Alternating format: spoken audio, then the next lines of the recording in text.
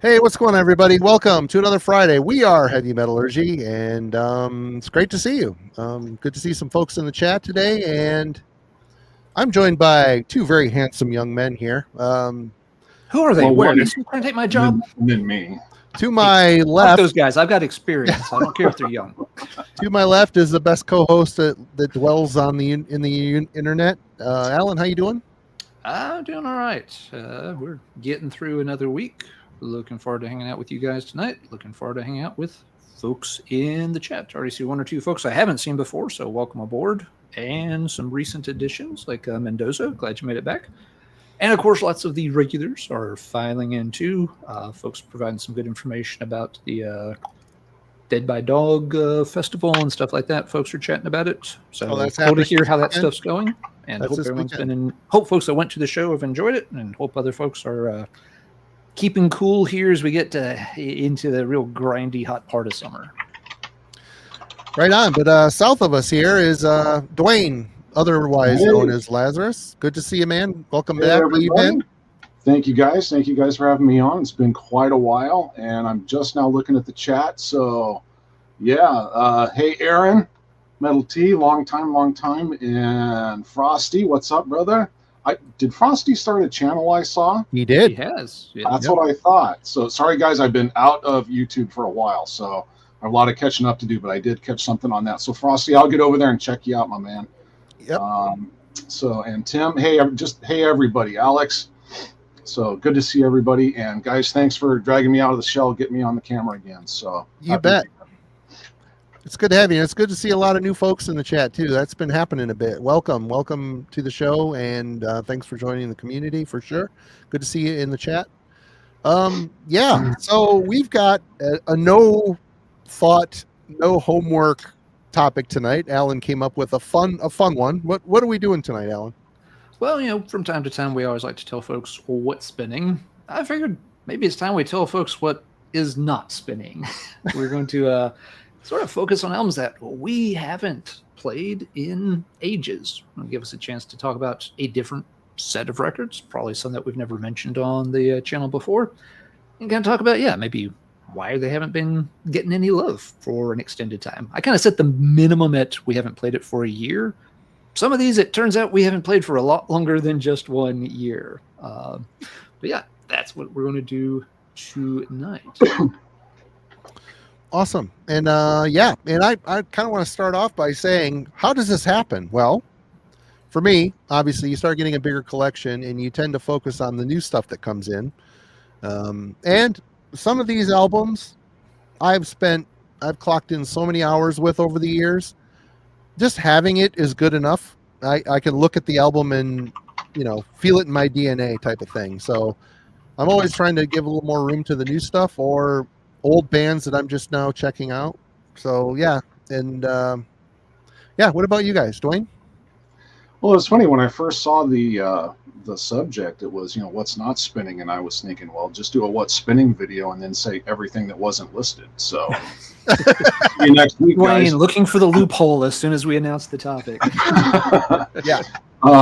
But no, it actually is one that kind of made me go, geez, yeah, this could be interesting. So when I go to the record and CD shelves, I'm like, I could either pull, 500 records, or I could pull, the 15 required or whatever. So, and then it came down to, okay, so do I want to pull low-hanging fruit that everyone's going to just go, yeah, and we all pull the same thing, or is it going to be, more obscure stuff that no one's ever even heard of, and then I just thought, just go with it. I just hunt and pecked and did that. So we'll see how this goes. It's going to be interesting because I don't think anyone's ever done this subject, so it should be interesting. Yeah, I think this might be a first. And I will say I see a lot of rat conversation in the chat, which people might be wondering why that is. Well, if you watch last Wednesday's album club, you will see that Kellen picked Rat's Invasion of Your Privacy for next week. So I think people are listening to a lot of Rat this week. So very off the reservation type of pick for Kellen. But hey, I was kind of surprised, a little bit proud, because it's a good record. But yeah, we'll talk about that next week. But Alan, same thing to you. What constitutes for you what is not spinning? Let me think. And sorry if I'm a little scattered. Just chatting with lots of folks over here in the chat, including Mendoza is a longtime contributor over at the Colosseum, and I'm kind of realizing who he is, and he's like, oh, I know who you are too. So yeah, really cool to see him over here. That's awesome. Yeah. For me, part of it is sometimes there are albums that you just know so well that you don't feel the need to actually take them out and play them very often anymore. Like Rat, invasion of your privacy. Right. It's like, if you know it inside and out, okay, it doesn't get spun anymore. Like you said, Marty, you kind of want to focus on the albums that you're still learning about. You haven't had a chance to check out yet. There are other categories too. For myself, I tend to gravitate towards a particular genre for a long time. Yeah. There may be like, a year where I'm playing a lot more death metal than other stuff, and I'm just not touching black metal. And so that kind of stuff, it starts to gather a little dust. The next year, maybe like, okay, I'm off the death metal kick, and it's, more of a power metal and doom metal year or something. So that can be a reason things get shuffled to the back. There's a couple of specific categories of things I noticed too that don't get as much play. I want to wait and show some examples of those, and I'll explain those a little bit later. But another big part of it, I think, for a long time, collectors and fans like all of us, it's just volume.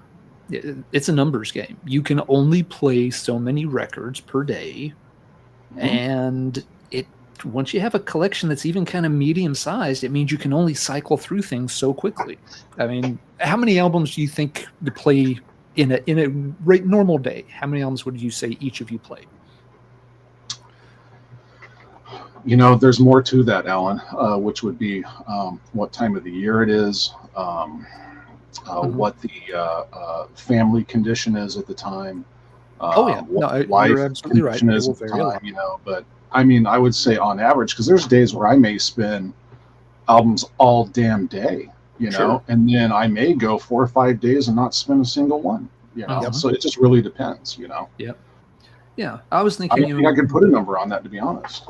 That's okay, Marty. Well, you and I, me and Duane both work from home, so if I'm working in the shop, I'm spinning music all day long. But it's changed since doing this channel, because obviously there's a lot of homework attached to heavy metallurgy, especially if we're doing a deep dive on a band, or every week there's an album club album that I have to show up to class prepared for.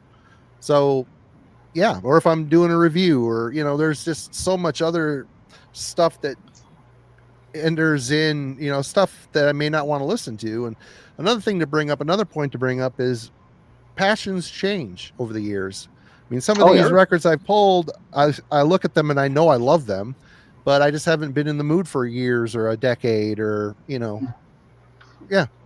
Can I say something on that? Because I like what you said there about passions change. Yeah. I'm more of what I've realized at 56 years old, is that You still got your hair. Applause. I don't think thank you. I don't think my passions have changed, but I have definitely gained passions over the years. Yeah. Because I'm still very passionate about a lot of like the 80s new wave shit and stuff like that, and well, me too. So that's kind of what I meant. Them, but I've definitely gained some. I mean, I've even gained a little bit of a country passion, and there was a day when I would spit on a country record. Okay? So, I think it's more of adding more than just changing them, but by adding them, you do temporarily change to digest the new one you've been turned on to, right? So that's a very good point, Marty, that just and you were kind of saying basically the same thing, Alan. Really, it's your directional intake arrow that is constantly moving or whatever. Yeah. And like you said, Duane, I mean, it's you add stuff, and the more you add, the longer it takes you to cycle through everything. I was trying to come up with a number too, and you're right, it's really hard to. Let's just say, I'm just going to throw out a number. Let's say somebody's listening to 4 albums a day, which again would vary a lot. But at 4 albums a day, you can play. It would take you a month to play 120 albums. It's 30 days. If you have a collection that's even just 1,000 albums, which is not a huge collection for a lot of folks at all, you're looking then at about once a year. You can play everything you own about once per year, and if your collection's bigger, then it's harder. You're either having to play stuff a lot more frequently, you're having to spend more time every day just grinding through records, or the spacing, just breaks out. So yeah, it's all those things. You find new genres that you're interested in, new styles you're interested in, and next thing you know, it's been 6 months and you haven't touched your new wave of British heavy metal stuff or your mallcore, stuff. So yeah, it's going to be really hard to hear everything. We just can't do it. And go ahead. Go ahead. No, I was just going to say, one thing I would like to throw out that I realized giving tonight some thought preparing for it, and I want to throw this out to you guys as a future subject for another heavy metallurgy. Cool. Well, you'll be involved in it. If you're suggesting it, you're going to be a part of it. So okay. Well, the subject is, can a band's catalog be too big? I like that, and I think the answer is yes. Yes. Motorhead, Overkill. We're looking at you. Saxon. Mm-hmm. And in some instances, Maiden. Right, and that's what made me think too. So let's say Maiden, right? Maiden's that's my number one band. It is for many fans. Can it be too big? There's definitely albums that I think, it is almost too big, but at the same time, as a fan, I cannot take any of them away. You know what I mean? I just see that. I would put an addendum to that topic. Can a band's discography be too big? And in our opinion, where should they have stopped? I think that would be an interesting kind of twist on the topic as well. It's funny. I've actually put some thought into this, and I think I did a video on it a few years ago over on my channel. So I actually have a number in mind. I think that once a band gets to 7 albums, I think it takes a really special band to stay relevant and quote unquote really engaging past the 7 album mark. I think for most bands, when you get to 7, they've said everything they're going to say. They may still make albums, they may be okay, but I think at that point, many bands get into cookie cutter mode. They play it safe. They remake kind of the same thing over and over. If you're a big fan, that's going to be okay. You'll be content with that. But I think for me, I've noticed a lot of bands after about 7 albums, I just feel like, the band has kind of run their course.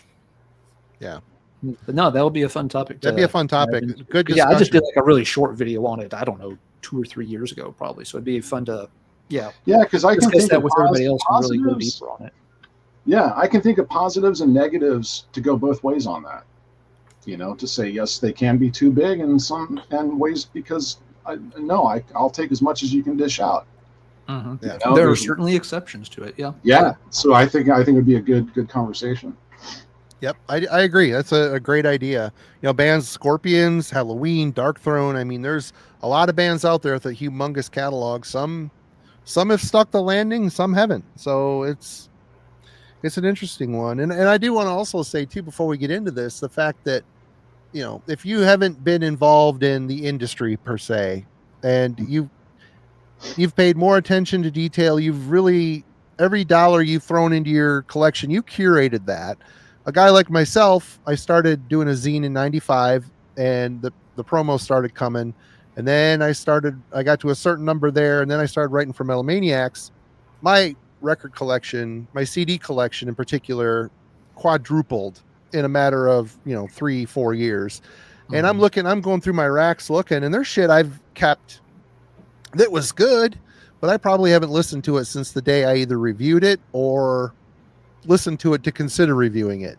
So it's just you start getting a big collection. I'm not bragging here, I'm just saying that you don't have any sort of a connection to that record, because I didn't go out and physically say I'm buying this with my money, and it changes a little bit. And then we start getting a little more older, a little more secure, and if you're collector scum, you've got that you have that endorphin rush buying things. So I've got some instances of that tonight. Shit I had to have, I bought it, and I never listened to Christmas, every day I see the mailman. I know.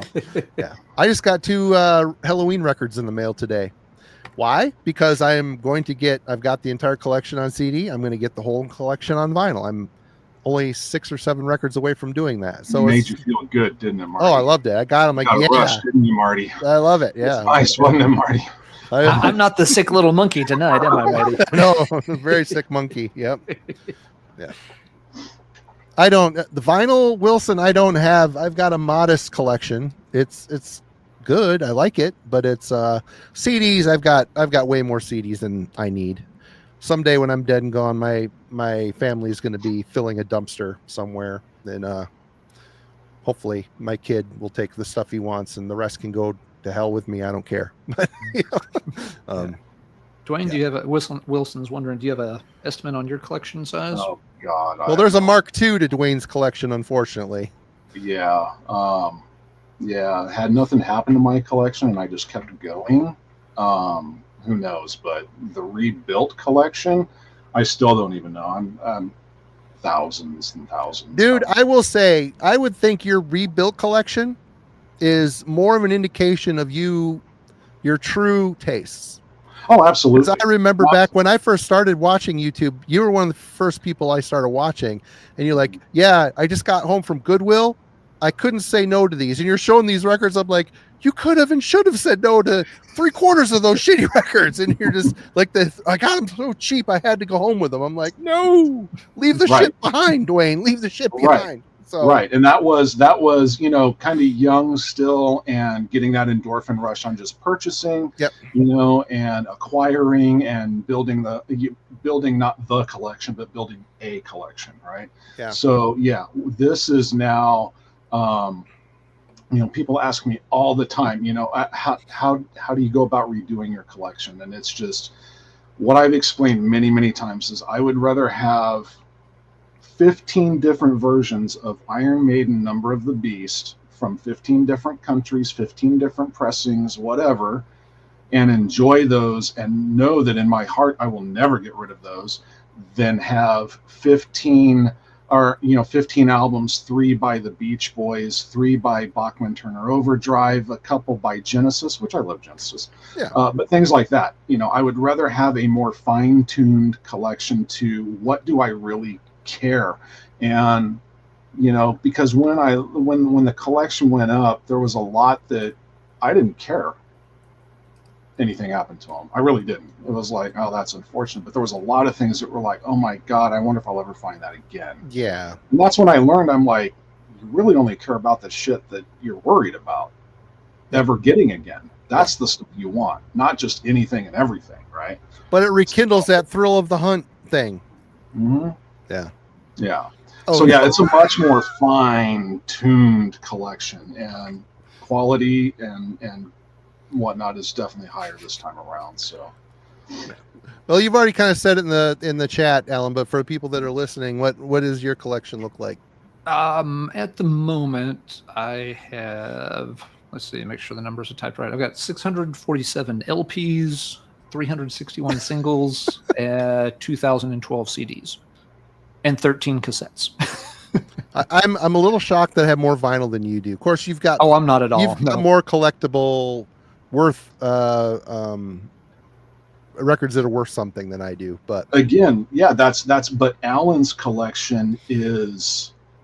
There's 3 guys sitting in this chat right now, and there's only one that can truly say he has probably the best new wave of British heavy metal 7 inches, probably this side of Australia. Yeah. Well, right. him and Aaron's got quite a few of those. Too. Yeah, Aaron too. Yeah. Aaron would probably bury me if we started having a 7-inch measuring contest. A cock measuring, yeah.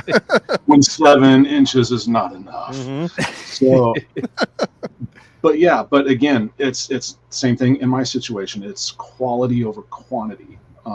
And then you get to the point where you do have quantity also, but it's just, you start with the quality, let that guide your collection. Yeah. And I think Alan has been very discerning over the year. And knowing Alan and knowing his taste, he doesn't buy pressings in a store that have been partied on.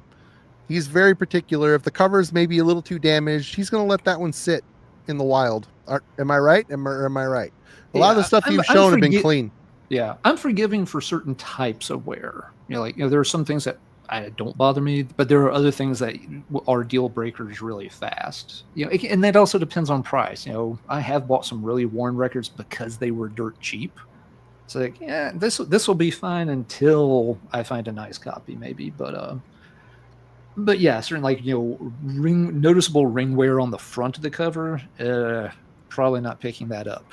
Yeah. Corner's a bit dinged up, spine's a bit frayed up, and I'm fine as long as you're not if the price is reasonable. Yeah, I can handle those kind of It really issues. depends on the rarity, I would say. I mean, there's some albums out there that when you see it, that's the only time you're ever going to see that record. I've had that happen. Can I deal with a little ring wear on something like that? To have it, absolutely.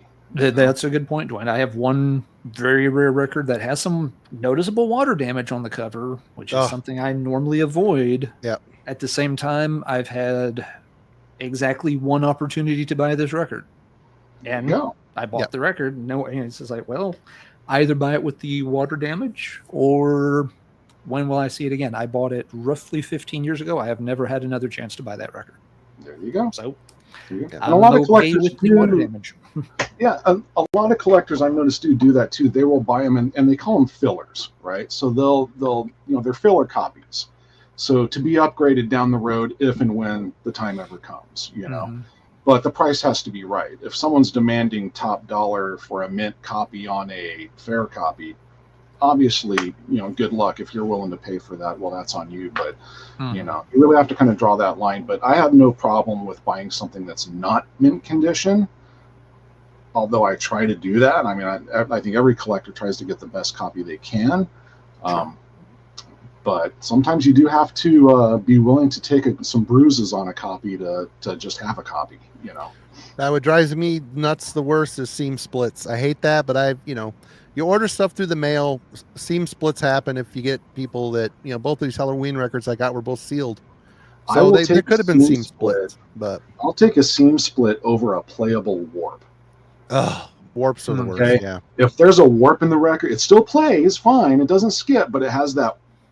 Yeah. I can't handle that, man. It drives me nuts. This leans into another episode Marty and I have meant to do for a while that we'll have to get to and would be fun. The what grinds our gears as heavy metal fans and collectors. yeah, absolutely. All right. Well, we kind of got off the topic a little bit, which is fine. It all kind of plays into this, I guess. But it's all good. Yeah. Since Duane is the guest, of course, he gets the first salvo. So, sir. Oh, okay. Let's see there. I got CDs and vinyl here. I think I'll go with this one because we were just kind of talking about a band with a large catalog, and this is actually going to kind of come to why this one is one that I just don't play and haven't played in a long, long time until today. I was telling the guys before the chat that I played some of these today as I was pulling them, just because it was a good opportunity to do so because it made me pull it. And again, it's because such a large catalog. It's a great band, not one of my main bands, but it's a band where I have my favorite albums. When I want to hear this band, that's what I tend to pull, right? Because it's such a large catalog. There's nothing wrong with this record, other than a few things. But this is Super Collider by Megadeth. Okay. I don't know if I've ever heard that record. That's one I don't have. Okay, see, there you go. Now, there's nothing wrong with this record other than what I would say after spinning it again today. It's not memorable. There's no hooks on this album that I could pick out. When I was done playing it again, and I've played it before, but it's been a long time, well over a year, I can guarantee you that. Even after playing it today and putting it away, I can't remember anything on this record. There's no earworm here anywhere on the record. There's no that hook that, man, I got to hear that again, but there's nothing wrong with it. It's not bad. It's not, horrible writing. It's not badly produced. Nothing like that at all. I can't say anything bad about it other than it's not memorable. And so it just kind of fades into the collection, into the Megadeth collection. Yep. Right? to the point where, you know, if I did ever need to go trade some stuff off and whatnot, and to get something I really wanted for the collection, this one might be pulled based on its play value, right? That's kind of what this topic is about, I guess, is how often are you, you know, how long has it been since you revisited a particular record? But yeah, so this was 2013, I think. Yeah, 2013. So, you know. Yep. Yeah, that's a good example. The only thing I remember about that album is it's got that just really weirdly bad music video for one of the tracks. I didn't even know there was a video. Oh, there is. Don't go watch it. I don't remember. I don't remember what track it is, but it's really weird with like kids trying to launch a toy rocket on a football field and they're being like picked on or something. It just is just like probably the title track, Super Collider. I want to say it is, but I don't know. It's been a couple of years since I even saw the video. Yeah. It's just yeah. It's got a goofy, you know, art on the back. It's like My God-Given Right, but with Vic Rattlehead. Right. And it's like, is Vic trying to be like Iron Man or the Terminator, or, you know, like you said, My God-Given Right with the snowfield? I just don't. And that front cover, good Lord, man. You know, I know that's supposed to be the inside of the particle collider thing or whatever, but it's just boring, you know. Yeah. Looks like a psych record, you know. Yeah. It's kind of that one to me always feels like a bit of a letdown. If nothing else, it's a waste of, you know, Chris Broderick's talents, because he's a kick-ass guitarist, and it just feels like you should be doing something better with him than the musicianship is there. Like I said, it's not bad. I mean, it's not. Yeah. It's like, why is it should be better? There's just no hooks. There's nothing memorable. It's just mediocre writing. I don't know. There's nothing there. There's no meat on this bone, you know? Yeah. So it's a band sounding tired late in their career. But they kind of saved it. Did Dystopia come after that one, or 13 come after that one? I don't remember. Dystopia. I get the order mixed up. Dystopia is 1 or 2 albums after that. Yeah. Megadeth, I mean, they're up and down. You know, they have those tired, rough misses, but then they'll bounce back with a good album. And so, you never know what's coming with them. All right. Well, Duane got us off to a good start here, and Alan is next. What do you got? All right. I'll kind of follow suit with, you know, a band with, you know, good albums, but I kind of pick around this album when I'm looking at their catalog. The catalog's just long enough that it's kind of hard to play them all, and as such, I don't know the last time I played Dol Guldur. I've got some summoning in my stack tonight too. Yeah, which is unfortunate, but and I like Summoning a lot. This is a fine album. There's nothing wrong with it. It's their third one, so kind of early, but they're definitely establishing their sound by this album in particular. But when I'm in the mood for summoning, I'll often reach for either the album right before this, Minas Morgul, or I'll reach for one of the albums that come after this. I always seem to pick something that's not Dol Guldur, you know. And it's not like I'm playing Summoning all the time, but I do revisit the band. Great band. They get some spins. And it's just that this particular one is just, it's always just like, well, I could play Dol Guldur. Oh, but I think I would rather play this one or that one. They've got a good catalog that's pretty consistent. You know, they change a little bit over time. Yeah, sometimes I want, you know, the, you know, slightly different vibe on Let Mortal Heroes Sing Your Fame, or I want, you know, the kind of, you know, a little more denser, more mature sound on one of the later albums. And so this one just always keeps falling through the cracks. Solid album. I wouldn't get rid of it or anything, but it just has a hard time bubbling to the surface. Back to our conversation earlier, once a band's got to like 7 or 8 albums, and I think Summoning's right there at that number 7 or 8 mark. If you're the 3rd or 4th best album in the catalog, you're competing with yourself to get the spins, and that's kind of where Summoning has landed. So, good band, good album. You can't play them all the time, and Dol Guldur has gone several years at this point without getting a spin around here. So that's what I will start with. Sounds like Marty will be revisiting summoning here sooner or later. Yeah. But we jumping straight to summoning, or you got something different to? No, I'm gonna start with a little bit of explanation. I like to tell myself that all people that collect music have this stack, but this office is where the collection lives. But I've got a place in the other part of the basement that's where I sit and listen to music. And there is like a new arrivals section of vinyl. It's probably a foot and a half thick. And I typically, if it's a new album, I listen to it once. I don't want to just file it because I know for a damn fact it'll be forgotten and gone forever. So I have a stack out there that's filled with records that I've listened to maybe once or I haven't listened to at all. And some of these records have been sitting on this shelf for 5 years easily. And these first two I'm going to show, but I'm going to start with this one. I haven't spun. I was going through the stack of those. I'm like, okay, well, let's start with Cemetery Urn. This is this self-titled? Yep, it's a self-titled Cemetery Urn. I got this in one of those $3 or 33-cent Hell's Headbangers sales. Yep. You could buy a bunch of records for super cheap, like $3 or $4 a piece. Yeah, 10 CDs for $50 kind of thing. Yeah, exactly. And I'm like, oh, this looks interesting. This looks cool. So I picked this up and probably about 5 others. And I have never listened to this record, and it has been sitting on the shelf for a very, very long time, easily 2 years, 3 years, maybe. I know they're from Australia, and I see that we got Simon excited. He's there. It is. Straya represent. Am I going to like it? Yeah. Am I going to love it? It's probably going to be a record for me, but had to have it. And here it is. I still haven't cracked the seal on it.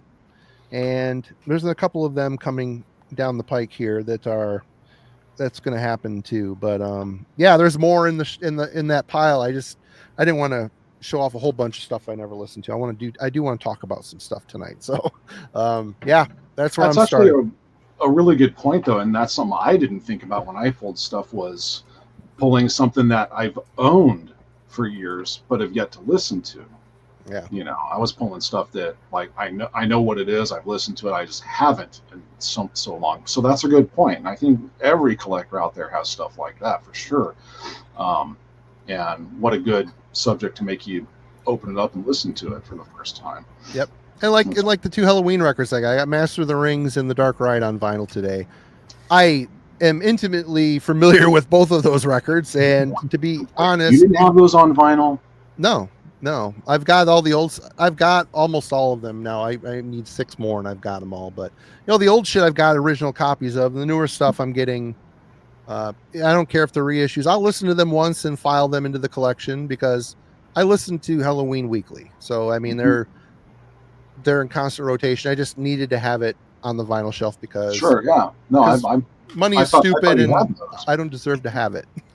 I've got them all on CD. So CD or tape. So I don't need to. And I've got a good chunk of it, over half of the collection on vinyl already. So I'm just doing it like my Manila Road collection. I had to have all that on vinyl too. So other than one record, which I don't want, and we won't get into that. But anyway, so that's it for me. And we're going on to Duane's second pick. Okay. Yeah. First off, hey, Wade. Good to see you. Wade.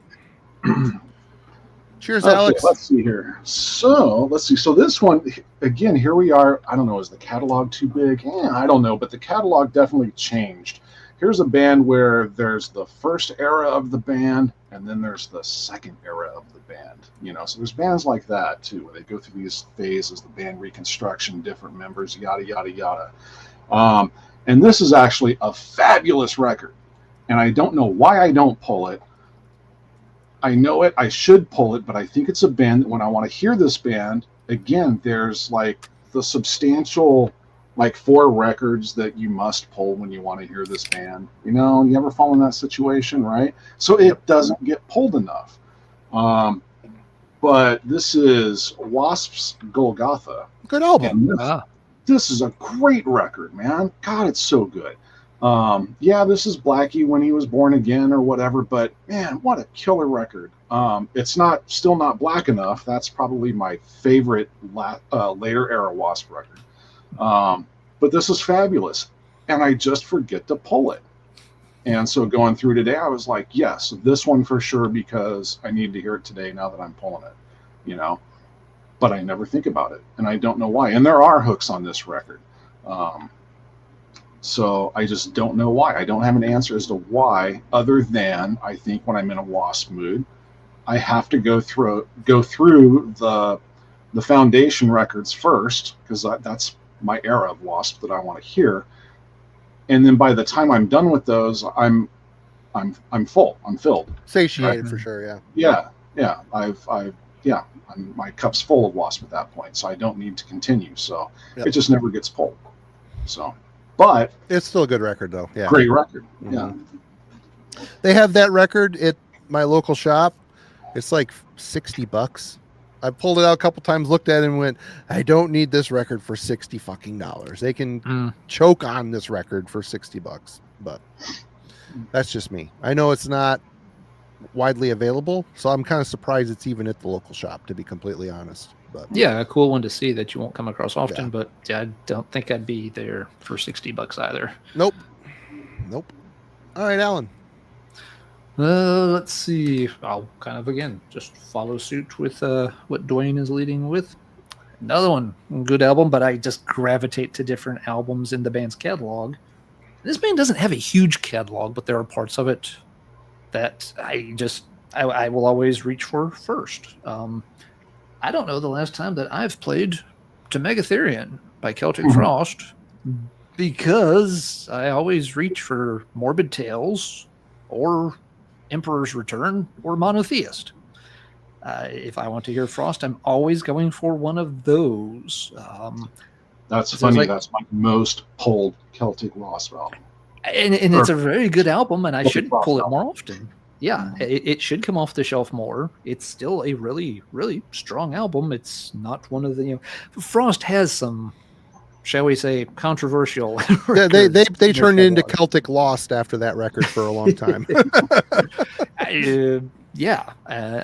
So it's understandable if someone says, "Oh, I don't pull, Cold Lake," or if I'm just not into the Pandemonium. This is one most people would agree is quite good, and it just doesn't ever get the spins for me. I never have really put my finger on why, but it's always been that way with To Megatherion. It's like, good set of songs, sounds good, band really, coming into their own, but if you say put on some Celtic Frost, it's going to be Morbid Tales 6 times out of 10. And it's going to be Monotheist 3 times out of 10, and it's going to be Emperor's Return EP to mix it up every now and then. This one just doesn't get the spins for no particular reason. It's a particularly fine album. I've had it forever. I'm not getting rid of it, but I don't reach for it. Well, that's a good one. Yeah, so it happens to be the one I pull the most, but that's. Yep, that just goes to show you how different people can be too. Absolutely. Oh yeah, I mean, for some folks, for me, it just seems to be one of those fine albums I don't need to hear often, and for other folks, there's a lot of folks that would probably pick it as their favorite Frost album, and I wouldn't argue with them a bit to be like, no, I get that, good choice. I just all can't depends seem on to which get end it. of the pool you jumped in on, Exactly. Sometimes it does. Yep. I don't even know where I jumped in with Frost. I'd have to stop and think about that. Actually, I do know where I jumped in with Frost. Oh, God. Cherry Orchards. The first Frost album I ever bought was Cold Lake. Cold Lake. Mm-hmm. I didn't know. I had never heard anything by the band. It was just one of those names I knew. And, was at a record store, and they had Cold Lake in the $3.99 cutout tape cassette bin. And they had that and Into the Pandemonium. And let's face it, it was a lose-lose situation. In hindsight, there was no right answer. But for whatever reason, I'm just like, okay, I can afford one. Just find out what this band sounds like. I'll buy this one. Eventually, I came back around and gave the band another chance. I got to say here, we've got an awesome marketing testimonial from our friend Wade. I got this Ex Condor shirt on after work tonight, and no joke, like 3 hot girls talked to me between the vet's office and the grocery store. Just putting that out there. So, if you would like the same sort of action that Wade is pulling down, then get on the link in the description and go get yourself a Heavy Metallurgy Sex Condor shirt, and you will be swimming in the ladies. Swimming in the women. Swimming in the women, exactly. So. The shirt comes ventilated to let the testosterone flow. Yes. It's actually sprayed down with condor pheromones to attract the mate. Oh, TJ, you're just jealous because you don't have one. All right. Well, next, here's another one I haven't spun, and it isn't because I don't like the band. I've got like 3 records beforehand. But this is The Sea Which Has Become Known by Mare Cognitum. Yep, I was digging through the pile. I'm like, oh shit, I forgot I bought this. Never spun it. Didn't even know it was in the stack. So this is, I believe, a one-man black metal project. Atmospheric black metal, cosmic black metal, however you want to go. It's really solid, really well done stuff. I just have not heard this record. And which is funny because I've owned it for a number of years now. And it probably should... come out and go on the turntable. So yeah, if you want to check this band out, I think they put out a couple records since this album. This came out in, they're not going to put the date on there because why would they do that, right? Anyway, yeah. Well, I would say I've got, I think, 6 other records that bear that same cover, but yeah, right. Or something similar. Yeah. Yeah. This is solid. If you're into the atmospheric cosmic black metal, this is a good project for sure. And there's really no reason why I haven't listened to it. It's solid stuff. I just either moved on to something else or just forgot I even had it. So I like that cosmic black metal. Yeah. All right, Duane. Yeah. Well, speaking of, you guys know I'm not the biggest entrepreneur of black metal, but I mean I like some, but so I think I'm going to go a different direction here, and I'm going to throw a CD out here, and this is kind of some low-hanging fruit, but I think it needs to be discussed, this type of record anyway. So I don't want to say I hate this record, but I never play this record, ever, and I probably never will again, so I don't know why I even own it. Maybe because it's a CD, and it takes up very little room, and I'm a fan of the band. But this type of thing, I bought it when it came out because I was interested. I'm like, I got to hear this. And then I heard it and realized I don't ever need to hear that again. And this is Kiss My Ass. Cover songs of Kiss by other bands. I have the VHS of that, and I don't even know if I've watched it. You know, when it came out, I was really curious. I'm like, what? Okay, I got to hear Anthrax, do a take on this, and then Garth Brooks, you got to be kidding. I got to hear what that sounds like, right? And all these things, I'm like, I was curious, but then I realized, I'm like, I'm never ever going to play this again. Like when I want to hear these songs, I want to hear Kiss. I don't want to hear this, so I don't even know why I own it. So that's why this has not been played in years, and it'll probably be years again before I even pull it off the rack. So. But this kind of thing is, one of the reasons I chose to pull it. Tribute albums. I've got so many tribute albums for Maiden, so many tribute albums for Priest, and other bands. And I have those really because I collect everything by the band that they're tributing, right? Yep. Mm-hmm. However, there are a few that have some amazing covers that are amazing on their own. Like, I'm sorry, King Diamond doing The Ripper by Priest is a magical moment. Yeah, that makes All sense. Right? Yeah, okay, so things like that, are worth revisiting.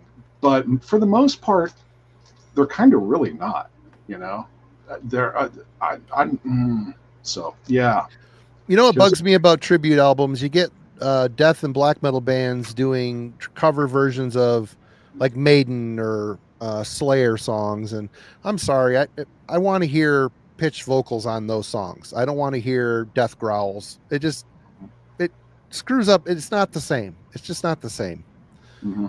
But yeah, I'm kind of tribute albums. It's a fun idea, and yeah, you hear it once, it's like, okay, that's kind of neat, but they have no staying power for me. I kind of learned early on that they just weren't for me, because like someone just said here in the comment, there was tons of those things started coming out, in the second half of the 90s into the 2000s, and I got a few of them for like the same reasons you said. Dwayne's like, hey, here's a Maiden tribute album. I like Maiden. These are good songs. I like these bands that are being featured here.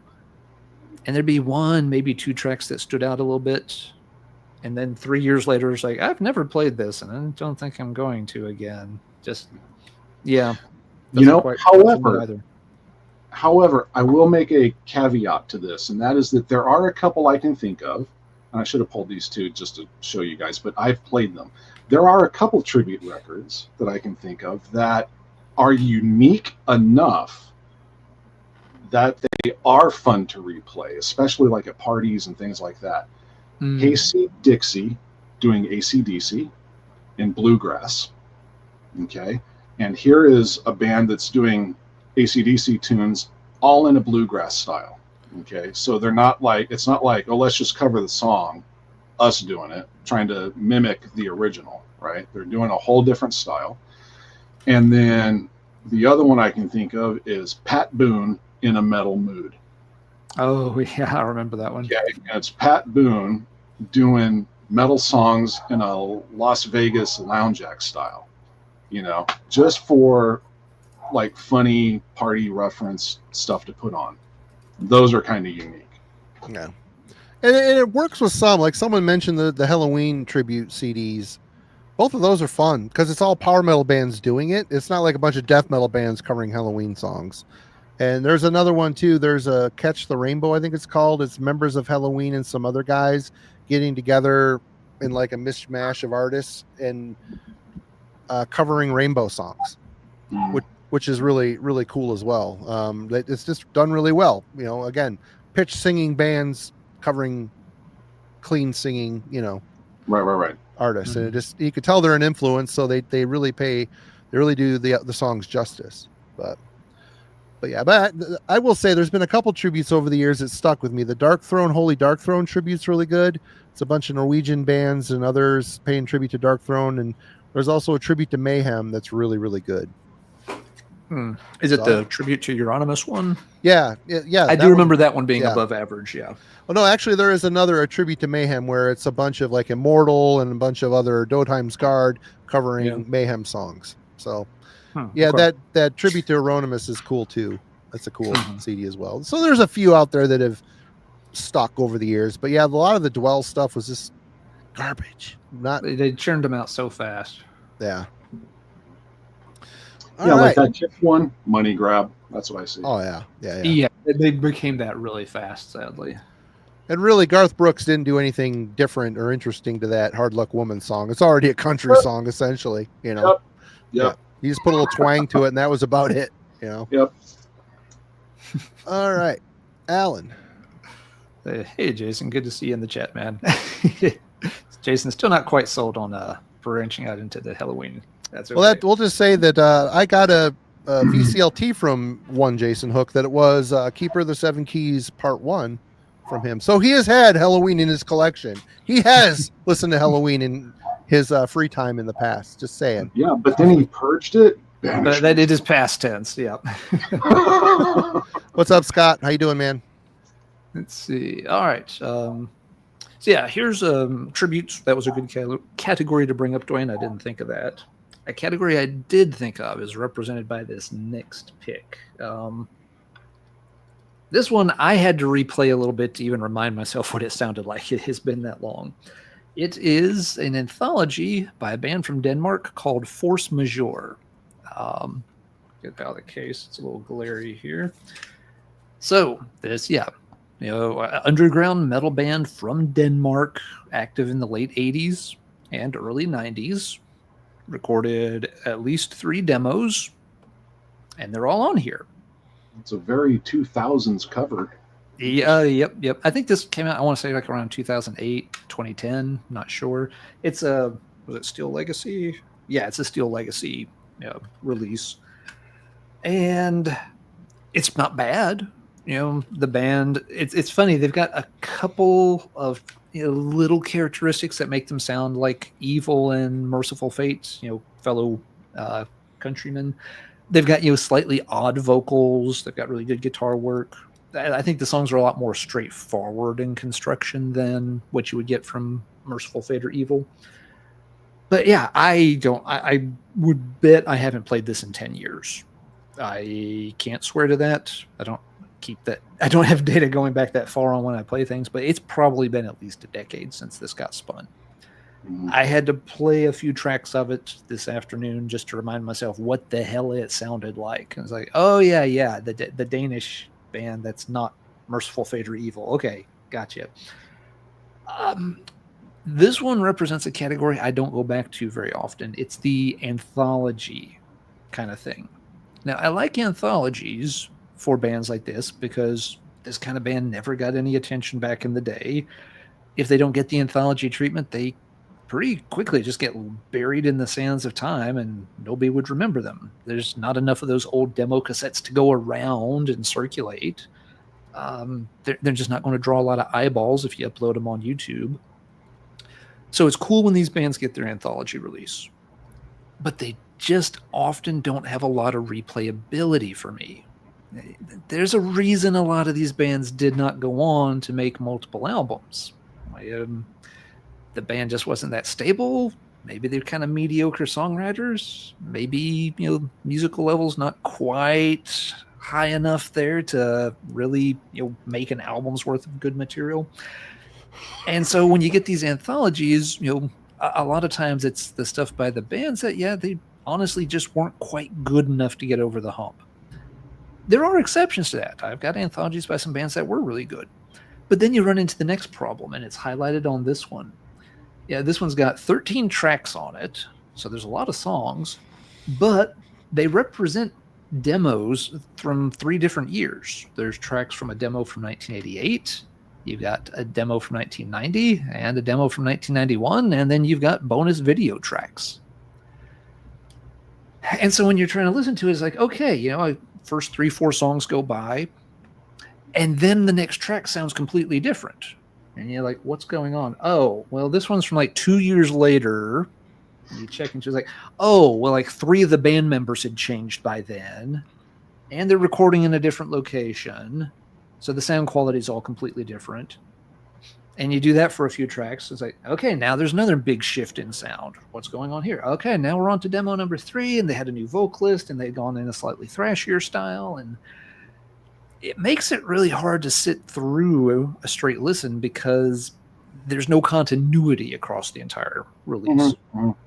Yeah, again, I pick these things up sometimes. They're interesting historical documents, and as somebody who likes these obscure bands and wants to give them their 15 minutes, I'm a fan of them in concept.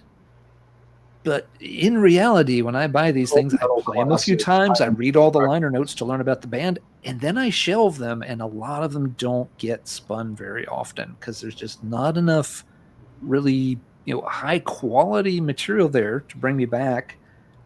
And the albums just always feel like a jumbled mess to try to sit through. It's like, here's the 2 good demo tracks, and here's 5 live songs, that sound like shit because they were recorded on a Walkman. Oh, and here's 3 songs we got back together and recorded in 2014, except there's only 2 of us still active. They're really weird listening experiences. So the Force Majeure anthology is just a good example of that. A lot of anthologies for me just don't get spun very often. What do y'all think of these? Am I alone in this boat? No, they're definitely, like I was saying, cult metal classics, Time and Dust Records. They all put those things out, and they're Mendoza said it perfectly. Actually, they're fine for archival purposes, but you don't listen to those like you do an album because they're not an album. They're not they weren't written as an album. They're not. You know what I mean? It's like listening to a folder of files. You know what I mean? So they're hunt and peck records. There's certain ones where I'll listen to 2 or 3. That I always listen to those 2 or 3 on, Yep. Yeah, that's what a lot of them come down to. It's like, okay, I'll pick it up, but I really just want to hear the 3 songs from the 1991 demo, and I don't care about the 5 live tracks from 1997 that round it out. Yeah. And so many bands get the anthology treatment nowadays that you can't pick up all of them. And even if you try to, it's like, yay, I'm spending a lot of money on stuff that's very unlikely to have a long spin life. So I get kind of picky on which anthologies I pick up. I'm kind of with Aaron on the whole thing too. Bonus tracks tagged on to an album that I want to hear, it typically, and especially if they're like multiple demos and the sound quality varies, and it kind of takes you out of the enjoyment of what you just sat through, unless of course the demos are super killer. But I typically just stop them before they get to that point. Yeah, you know? and that's why I don't mind them as much as y'all do, because if I don't want to hear it, as long as they're at the very end of the album, I can just hit stop, when I want to, and they don't have to get in the way. Anthologies, it's like, and the other thing with anthologies, a lot of times they're not, the tracks are not chronological. When I do get those, I really would like them to always be chronological. Like, here, make the first 3 tracks are your first demo. The next 3 tracks are your second demo. The 7 through 9 should be your third demo. And so many of them mix things up. It's like, well, we're going to start with the second demo, then we're going to do the third demo, then there's some live tracks, and then the last 2 tracks will be the single from 1983. It's like, wait, what? Why didn't you start with the earliest tracks? Why are they at the end of the goddamn anthology? That another one for the Grinds My Gears episode. I should make a note. I like what Mendoza said again here. I like it better when the bonus tracks come in a separate CD. Oh yeah. That does keep them separate. Frederick said that too. If that happens, I never play the bonus CD. Yep. Yeah, exactly. But you have the option, and it doesn't soil the the full length or what you really wanted to hear in the first place. I just hit the stop button.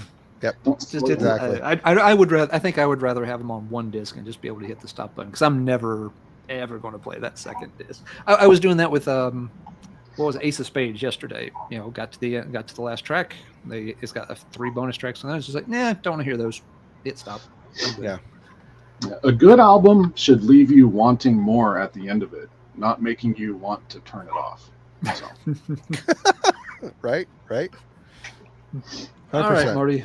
I believe it is your pick now. I've ranted about anthologies, and I did not pull more anthologies. I just wanted to, I wanted to discuss that as a category.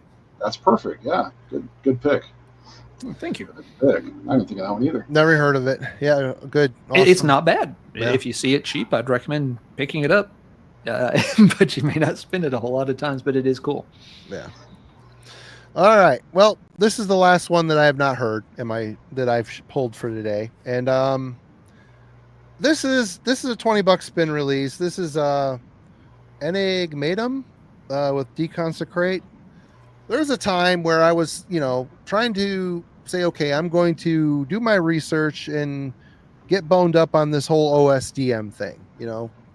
Folks like Simon and Melanie, who, they're both contributors to this channel, and I love watching their content, and they're just so invested in this stuff. So I bought a bunch of stuff off a $20 spin, and there was a handful I didn't listen to, and I just ran out of gas. I just realized that I like it, but I don't love it, and why am I buying this shit on vinyl? But I don't remember this at all, other than it was on 20. I must have previewed it for a second, went, oh, that sounds pretty good, and bought it. But here it sits, never spun it. So I just realized that it's just a form of death metal that I like. It just doesn't have as much meat on the bone for me as the old school riffs do. So for some reason I'm looking at this, I seem to think it was more technical. I don't know. Ryan Williams already saying it's a good album.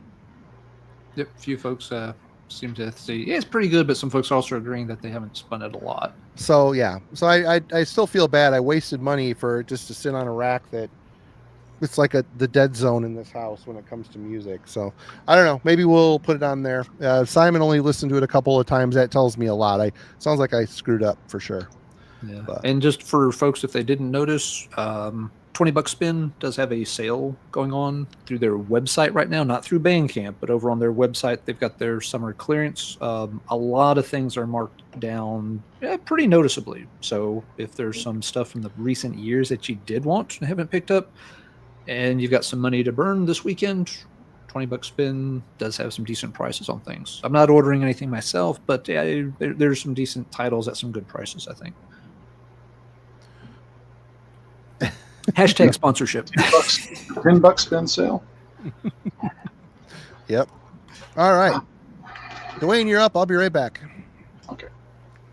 Yeah, I was just thinking during Marty's talk there that, there's so much new metal, and there have been over the past like 5 to 10 years. So many new bands, so much new metal that comes out.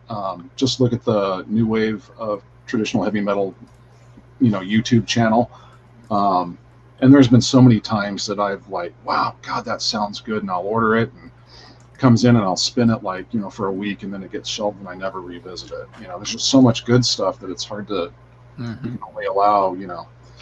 Anyway, other topic. Okay, so this one, this is one. What do I say about this record? I want to like this record so much. I want to like this era of the band so much. Parts of it I do.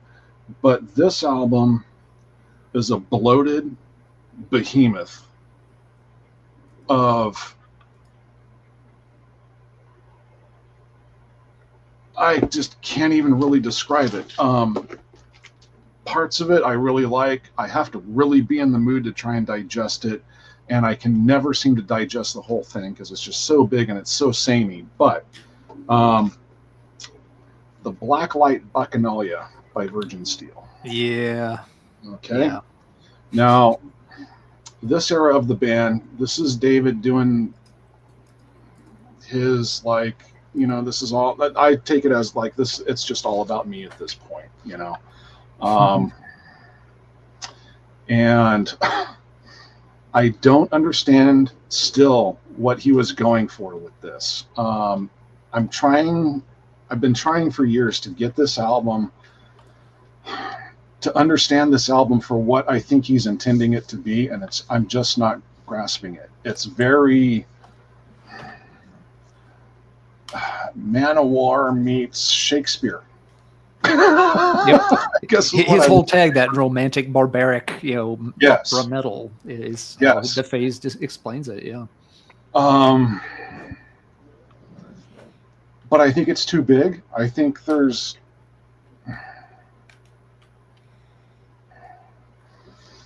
Is that a box set? It looks like one, doesn't it? It is like a box set. Yeah, it is a box set. But it needs to be because the album's that damn big. I believe the CD version has a 30-minute bio thing on it, like autobiography talk that David gives or something too. It's just like, I don't know what he was going for with this whole project, but I want to love this album so much because there's parts of it that I really like. It just never then goes anywhere. And I'm thinking there's something I'm missing every time I try this record, and I haven't tried it in probably about 3 years now. So it's probably due for another spin at this point. But I got to really be in the mood because it's a long chore to get through this thing. Mm-hmm. And I know Alan's a fan of Virgin Steel. Yep. And if you are, I have the same reaction to that album. This is not the Virgin Steel that you're used to on the first 4 records. This is a different animal for sure. There's a lot. Main instrument on this album is a piano. So there you go. Let me just say that. That should give you an idea. Okay. And it's not that it's bad. It's just there's something I feel like I'm missing what he was trying to do here. And I think this is going to be one of those either hidden masterpieces I could never understand, and the day will come when people realize what this record was supposed to be, maybe, and maybe not. Maybe it's just a big ass flop. I don't know, but I can tell that his heart and his passion was into this. I'm still trying to just find out what it has for me, I guess is what I would say.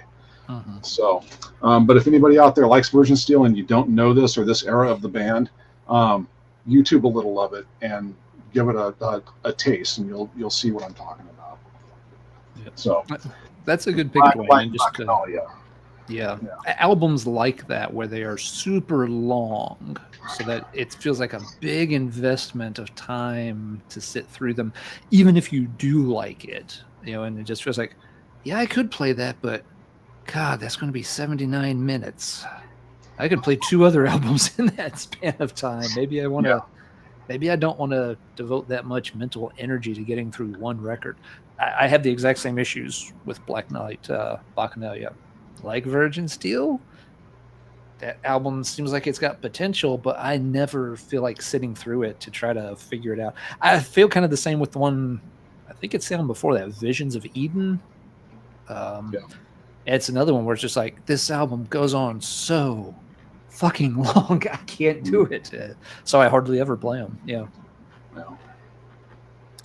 All right, Alan.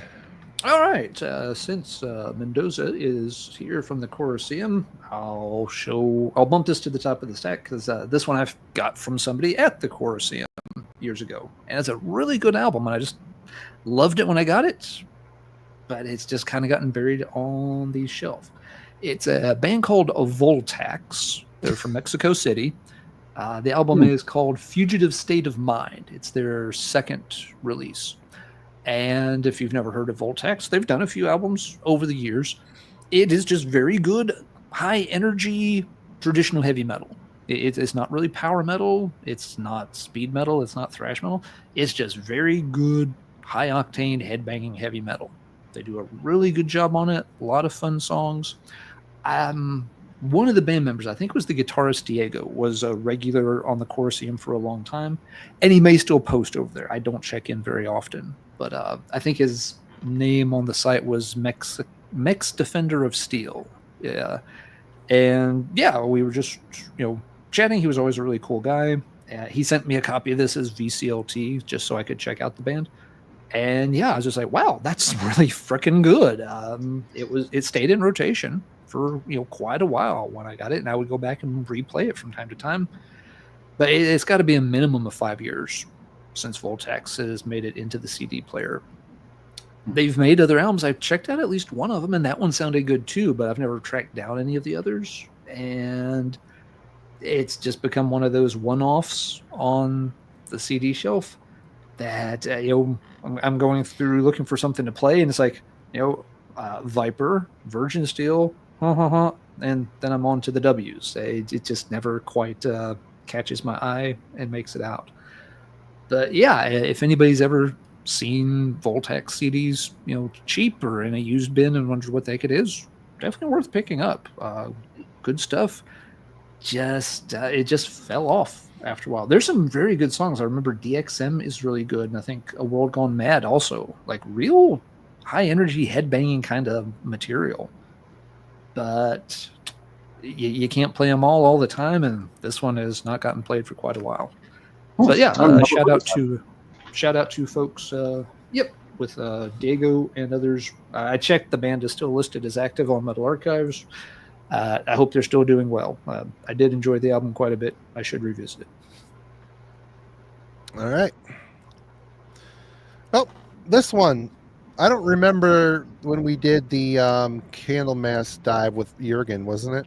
It had to be over a year at this point, but shortly Candlemass has been 2 or 3 years at this point. Yeah. And I bought this. I had this on a scratched up shitty promo, but I always liked this record, but I found a copy of it for $20 online. So Candlemass from the 13th Sun. I love this record. The different singer. It's got a really cool vibe. It's a very good, adventurous, solid Candlemass record. After we did that dive, I'm like, oh shit, I got to have that. And I found it for cheap. A little banged up, but not bad. And yeah, I spun it when I got it and put it on the shelf, and it's been sitting there ever since. So, but this is kind of in the middle of their catalog, and it sounds like a different Candlemass, but it's still it is. It is a very excellent record. The songwriting on it's great. The songs are heavy as shit, They're really well written. The singer is fantastic. I can't remember who the singer was on here. I always forget his name too, but he's on that one in Dactylus Glomerata. I really like his style. Bjorn Flodqvist. Bjorn Flodqvist. Yeah. Anyway, this is a great record. I just I feel bad it hasn't seen a whole lot of action, but to be honest, whenever I'm in the mood for Candlemass lately, it's been Tales of Creation. I've been really into that record lately, and I just love the fact that they're considered a doom record, but still there's songs with double bass and some speed here and there. So they always keep it interesting and break it up really well. And I really love Candlemass. I even like some of the newer ones too, but yeah, definitely for a weird Candlemass record, check that one out, From the 13th Sun. Really good song, really good album.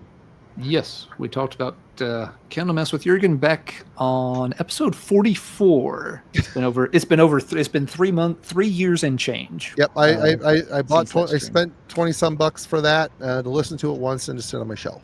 So yeah, but I know I have it, and I know it's a good record, so it's good to have. And like Duane was saying, I wish I didn't have this Kiss CD, but if you didn't have it, you wouldn't have pulled it today off your shelf to show it tonight. So it served a purpose beyond what you ever would have comprehended. True that. If folks want to hear more about that album rather than just listening to it, Radical Research did an episode on that era of Candlemass, focusing on that album more so than Dactylus. It's an older episode. You'll have to scroll way back in their episode list, but they have a really good discussion of that with Jeff and Hunter. If you want to know more of the sort of inner workings of From the 13th Sun and what was going on with the band at that time. And this comment right here from William, I need to spend more time with this Candlemass album. It didn't grab me right. I understand it didn't grab you right away because it doesn't sound like a traditional Candlemass record. It sounds a lot like an early Black Sabbath record. Yeah, which makes sense too. But yeah, but there are moments on that one with like the song titles are weird on that one, so I have trouble remembering individual song titles. But yeah, there are moments on that really sound like something off of like Masters of Reality, for example. What were you saying, Duane? I said I think what's the one track like the Droid or there's one called Droid. There's one called Tot or something, which is like Droid, German Tot, for Elephant death. Star. Yeah, there's Bluma one I think that's like Apartment. numbers. Yeah, it's a weird track list. Yeah, very weird. But excellent material. You could tell that Leaf was wanting to spread his wings a little bit as a songwriter, do something a little bit different, which is cool. He was tinkering with the whole abstract algebra thing around that time, and what I remember off this, the Mythos, that instrumental is killer. But yeah, this I could have pulled this too. I'm kind of in the same boat. Let's say, did you pull that too? That would be a 1 in a million chance that you pull in the same record. No, I just went and pulled it just now because you showed it. But yeah, I haven't played it, and I couldn't tell you last time I played it. But I do remember that and really liking that instrumental, the Mythos one. But yeah, it's definitely different for Candlemass. Yeah, it's a killer album. I do take it out and spin it, again, semi-regularly, but yeah, it doesn't fit the typical Candlemass template, so I can definitely see where a lot of times if you want to hear Candlemass, that's not going to be the first album you think of. Yeah. All right, Duane, you are back. Okay, I think I'm going to pull another CD here. So this album, God, what is this, like 89? I'm trying to remember now. It's late 80s, I want to say. And I remember this being the heaviest thing at the time I had ever heard. And I call it thrash. Apparently, they're now considered grindcore or something like that. Did they have grindcore in 89? I don't know. Yeah, Napalm was 80. Yeah. Well, Napalm and Repulsion were earlier than that. I guess it just really comes where where you're from, I guess, because to me this was just thrash, but it was the heaviest shit I had ever heard. And this was my introduction to blast beats. I remember this being the first album I ever heard that had blast beats on it. And this is World Downfall by Terrorizer. God, that's Oh. so good.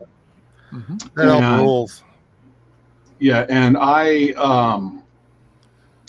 used to just this thing lived in my car for I can't tell you for how long. Oh, it's And great. it's one of those ones where now it's like I don't even like today going through. I'm like I haven't even thought of this record in so long. You should spin it this weekend. It's a ripper. Still, it holds up so well. But I remember when I was going through it, I'm like, oh shit, and I pulled it out, and as soon as I saw the cover, man, I just remember Blast Beats. This is how I discovered Blast Beats was on this record. But yeah, so yeah, I think I am gonna have to play it now. But I remember I remember turning more friends onto this, going, you've got to hear how heavy this freaking record is, you know. Scott Burns production. Yeah. So that one. So yeah, sometimes, you know, a subject like this, you know, you don't spin something, or what's not spinning isn't because you don't like it or because it's bad or anything. It's just it gets lost in the shuffle, man. You know, it gets buried by time and dust, right? So there's a good one. Yeah, it's a very good album, and So good. I don't always get to play it as much as I might, want to as well. It's only so many I can play in a day. But nope, good pick. All right, Alan. All right. Sure, let's do this one. It's on top of the stack. I will probably mispronounce this. Marty's had to correct me on this one before. What is this? Seder? Seder. Seder. You okay? Seder, yeah. Seder, yeah, I always slightly mispronounce it. From Winter Fire. This is one of Austin Lund's projects, but I heard this long before I knew anything about Panopticon. And I'm not really sure how I stumbled into this band. But as soon as I heard it, I was blown away. And to this day, I think this is an amazingly good record. Do you have the second one? Yes. Yep. The second one. If not, The I'll second send you one's good one. too. I've got a bunch of them still. If anybody Yeah, needs that's it. The second one's good too, but the second one gets played even less because it's a 2-disc set. It's great though. It's so good. But it's Crushing. spread across 2 discs, Yeah. and then I don't want to play them both. It's a lot longer. This one's just as good, but it's all in one disc. But yeah, great heavy atmospheric stuff. Leaning into some Norse mythology, of course. The song "Sweltering" on here is just an absolute classic. So love it to death. This is kind of how you showed it to me. It's like, ooh, awesome album, A+. When's the last time you played it, Professor? I don't know. What year is this? Carry the 2017, maybe? I mean, it could have been, it's easily probably been over 5 years since I played this, and I love this album. Why doesn't it get played more often? To answer Wilson's question from earlier, because there's over 2,000 CDs behind me and 600 plus albums and 300 plus singles. We didn't even talk about the digital stuff. I've got 2,500 some titles on digital. So on any given day, only so much is getting played. From Winter Fire just has not gotten played lately. But yes, for anyone who's fans of Austin's other projects, if you never checked this one out for whatever reason, tremendous stuff. Like Marty said, both albums are really good, and it sounds like you still got the second one in stock. I still have copies of that one too. I got about 10 of those left, and okay. So I've got hundreds of the second one. We put it out. So if anyone has not heard it, of all the stuff I'll show tonight, this might be the one I'd say go check out first. I should respin this first out of all of these because it's a fantastic listen. It doesn't really strike me as being overly similar to Panopticon either, so don't play it expecting it's Doom. It's like Death Doom, really heavy. It's got a much doomier, heavier atmosphere to it in that style, and it works fantastic. Right in my wheelhouse, except it hasn't been in my wheelhouse for a number of years, just for reasons. But yeah, the second one does fall into that problem that Duane mentioned earlier, where it's a very long. The second one's Gunga Gap spread over 2 discs, feels like a long time investment to get through. So a long album. Yeah, it's a good album. It's not like it's long and boring like Senjutsu or something. Sorry, folks. It's long and good, but you still got to dedicate an afternoon to getting through the second one. Yep. For Winter Fire, it's a much easier, more compact listen and an excellent one. And I haven't played it in forever. Shame on me. All right. I am up next. You are. This is a kind of a surprising one, but yeah. And this is Bolt Thrower ending their career on a very, very, very good album. Those Once Loyal. Absolutely Okay. crushing death metal. This is a great record. And I mean, they really haven't put out a bad record. Even the ones that Carl doesn't sing on, they're still great. It's still Bolt Thrower. But this one just had, the songs were a bit more involved. The problem here is I want Bolt Thrower. It's for victory. There's not even a discussion. Sometimes I'll be like, oh, you know, we did an album club on Realm of Chaos. Great to reconnect to that record. But when I want to listen to Bolt Thrower, it is for victory. I mean, it could be the Fourth Crusade. It could be War Master. Nope, for victory. So there's a big void of Bolt Thrower records that I don't spin often, but those Once Loyal, it was a worthy new Bolt Thrower record that was this much quality was definitely welcomed, and it made me say, man, I wish they put out one more record. But yeah, it's a bummer that they folded. Maybe, you know, I know the loss of their drummer kind of took the wind out of their sails, but I don't know. Or maybe they thought they couldn't do it better than this. Maybe it's hard to be Bolt Thrower.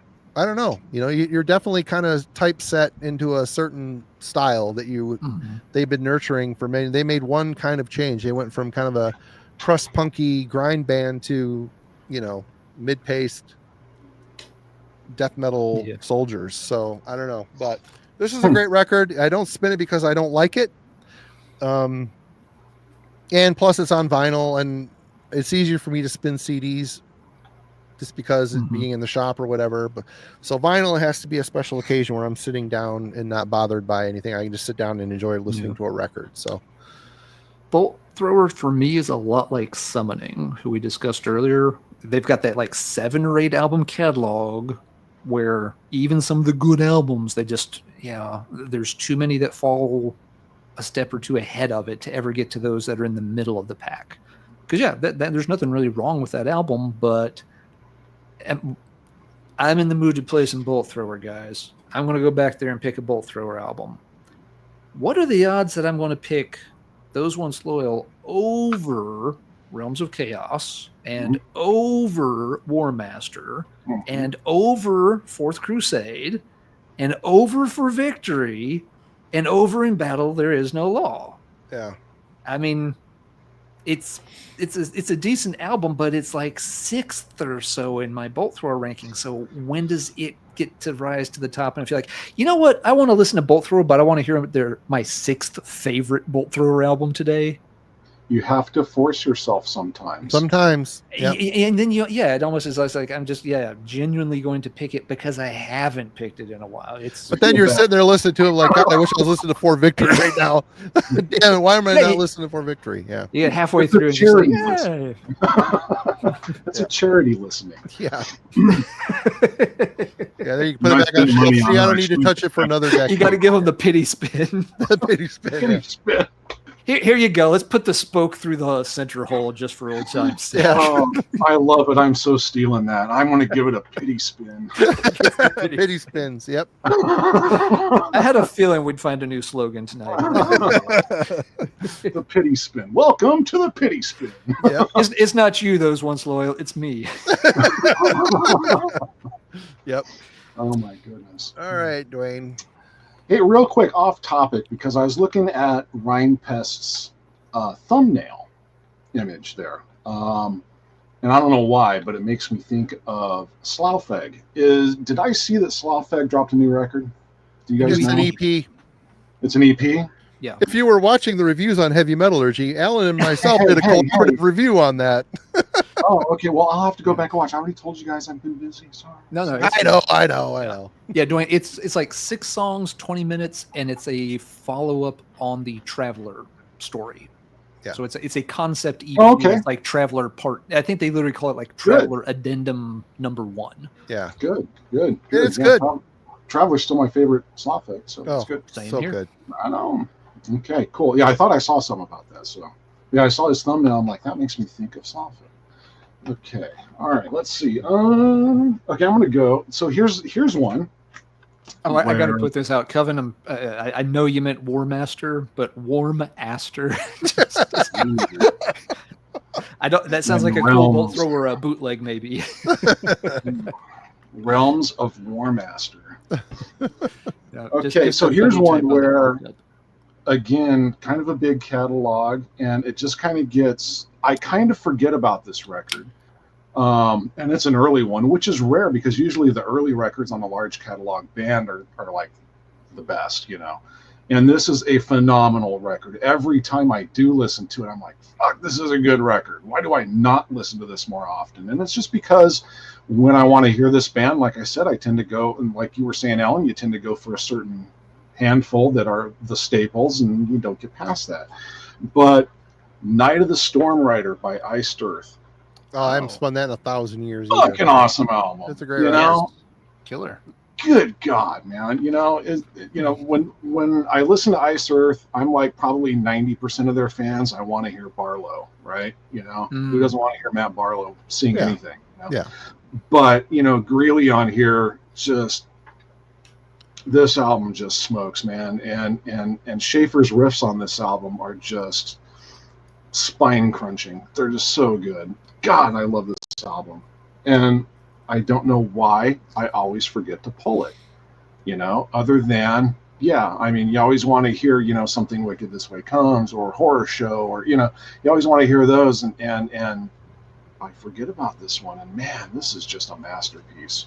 So I wanted to give some kudos to good records that unfortunately get the not spinning category from time to time. So Night of the Storm Rider by Iced Earth. Yeah, that's a killer. It's probably my second favorite Iced Earth album. So good. What's your first favorite? Burnt Offerings. All right, on. Yep. Yeah, Barlow at his angriest. Yeah, That that's was- his that was debut with the Barlow. band too, isn't it? Yep. Yep. That it was. Yeah, I like the early Iced Earth catalog a lot. I kind of lose track of them slowly post Burnt Offerings. I even like the Ripper one with the Civil War shit. I think that was a good record too. Oh, can't follow you there, son. Yeah, other than a couple songs, I thought it was a pretty good record. I'm glad you enjoy it. It's not for me.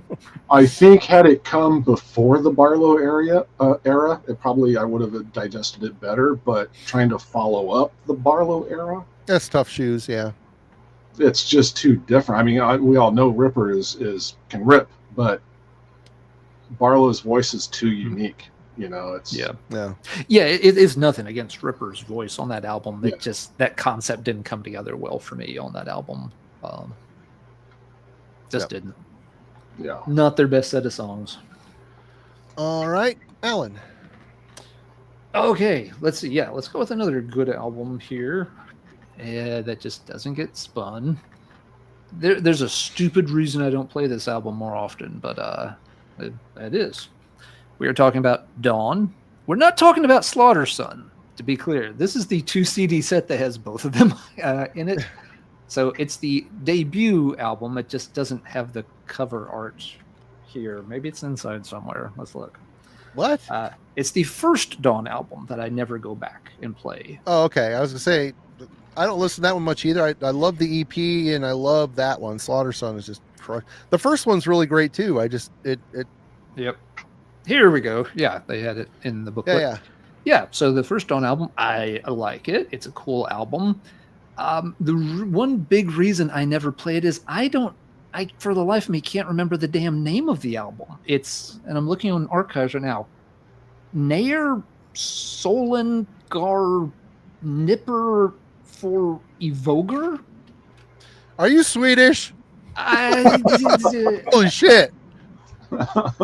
Get You know, Daniel back in here to give you a There is high five. no way that album title I could write it out 100 times like it's 10th grade detention again or something. I will not stick gum in Emily's hair. I could write this over and over and over. I will never remember the name of this damn album. And as such, it always is kind of a little, I'm just like, hey, I could play Dawn, in the mood for some, cool Swedish black metal. Do I want to hear Slaughter Sun, which is a fantastic album, which I've played 100 times, or do I want to play that do I play that first one? What the fuck is it called again? It's like 17 Swedish words I can't pronounce. Oh, fuck it. I'm not going to. It's that little mental hurdle that I don't clear very often because it pisses me off that the title is this long and I don't know a single. It literally could translate in. Fault, Alan. It's not the I don't know what it translates to. I mean, for all I know, I just said I might have just said in Swedish, like, I have a small wiener and I enjoy, touching it in public. I had no idea. So the album doesn't get played, even though it's pretty good, just because I can't remember the name of it, and as such, I don't feel like playing it. So yeah, dumb Americans, that only speak one language. Yeah, that can sometimes be a. CBN's got a translation for you. When the sun goes down forever, loosely translated. Okay, thank you, CBN. Your translation is much better than the one I write it on a yellow post-it note and smack it to the front of the CBN. You know what, Duane? I like where right here. But there you go. I don't need a bigger post-it note than this. Let's get a.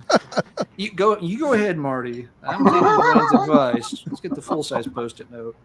And CBN. Or 3 years from now, you're going to go, God, what video did I learn that title in? I'm going to finally open it up to take out the slaughterman disc, and there's going to be a post-it note stuck inside. I'm just like, what the fuck is that? I didn't write this, but I am adding it right now. There you go. All right, Marty, go ahead. While I take some notes from CBN here, you go ahead and show something cool that you don't play for a good reason, unlike what I just did. Well, I'm digging through the records today and stumbled upon this one, and embarrassed to say it's probably been a decade or more. I don't even remember. I remember this ripping, but I don't remember what it sounds like. And this is Mace's Process of Elimination. This came out in 1995 on Coma Records. The hype sticker says, Mace are metalcore speedsters from the Pacific Northwest with songs previously on Metal Massacre 5 and the Northwest Metal Fest compilations. Process of Elimination is their debut LP. All I know is the band is trying to look real badass on the back. Then you got some chucklehead that comes wearing a fedora, a white fedora at that. I'm like, oh, is this supposed to be a tough guy thing? I don't think. No, that's the one guy in the band whose family has money. He's probably he's money, or he was the only drummer in their area, and said we got to look badass for this video. And then you got a guy here in white ballet shoes. What the hell is that?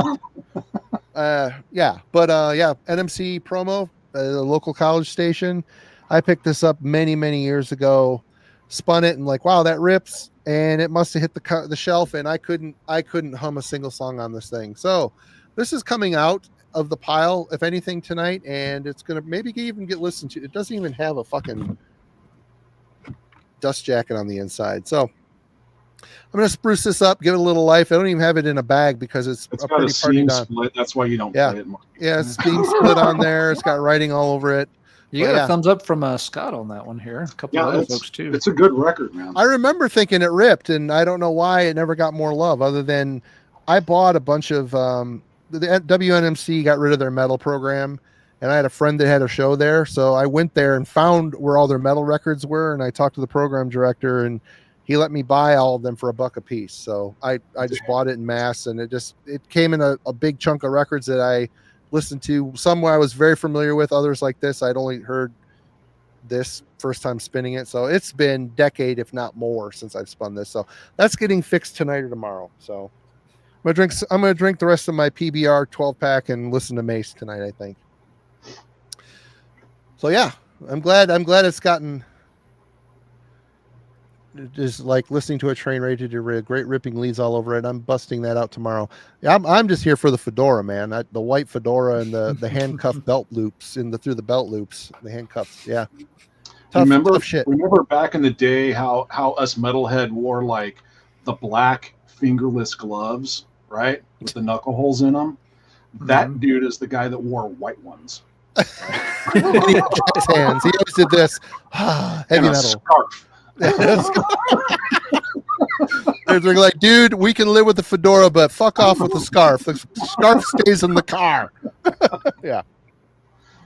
Yeah, I'll check it out. I'm glad to see they got some thumbs up. So it's amazing. You get a collection, and there's just some shit in there that it gets lost to the time, man. It gets lost in the void, and it's fun doing these little things. And like, oh yeah, I forgot I even had that. All right, Duane, you are up, sir. Well, I'll tell you what. I'm going to show something kind of similar then. And again, this is one I think I'm going to listen to tonight. Kind of the same thing, Marty, because again, when I pulled it, I'm like, you know what? That is a fucking good record, man. Yep. And I haven't played it in quite a while, but it is so good. This is Max Havoc. So this is a 1983.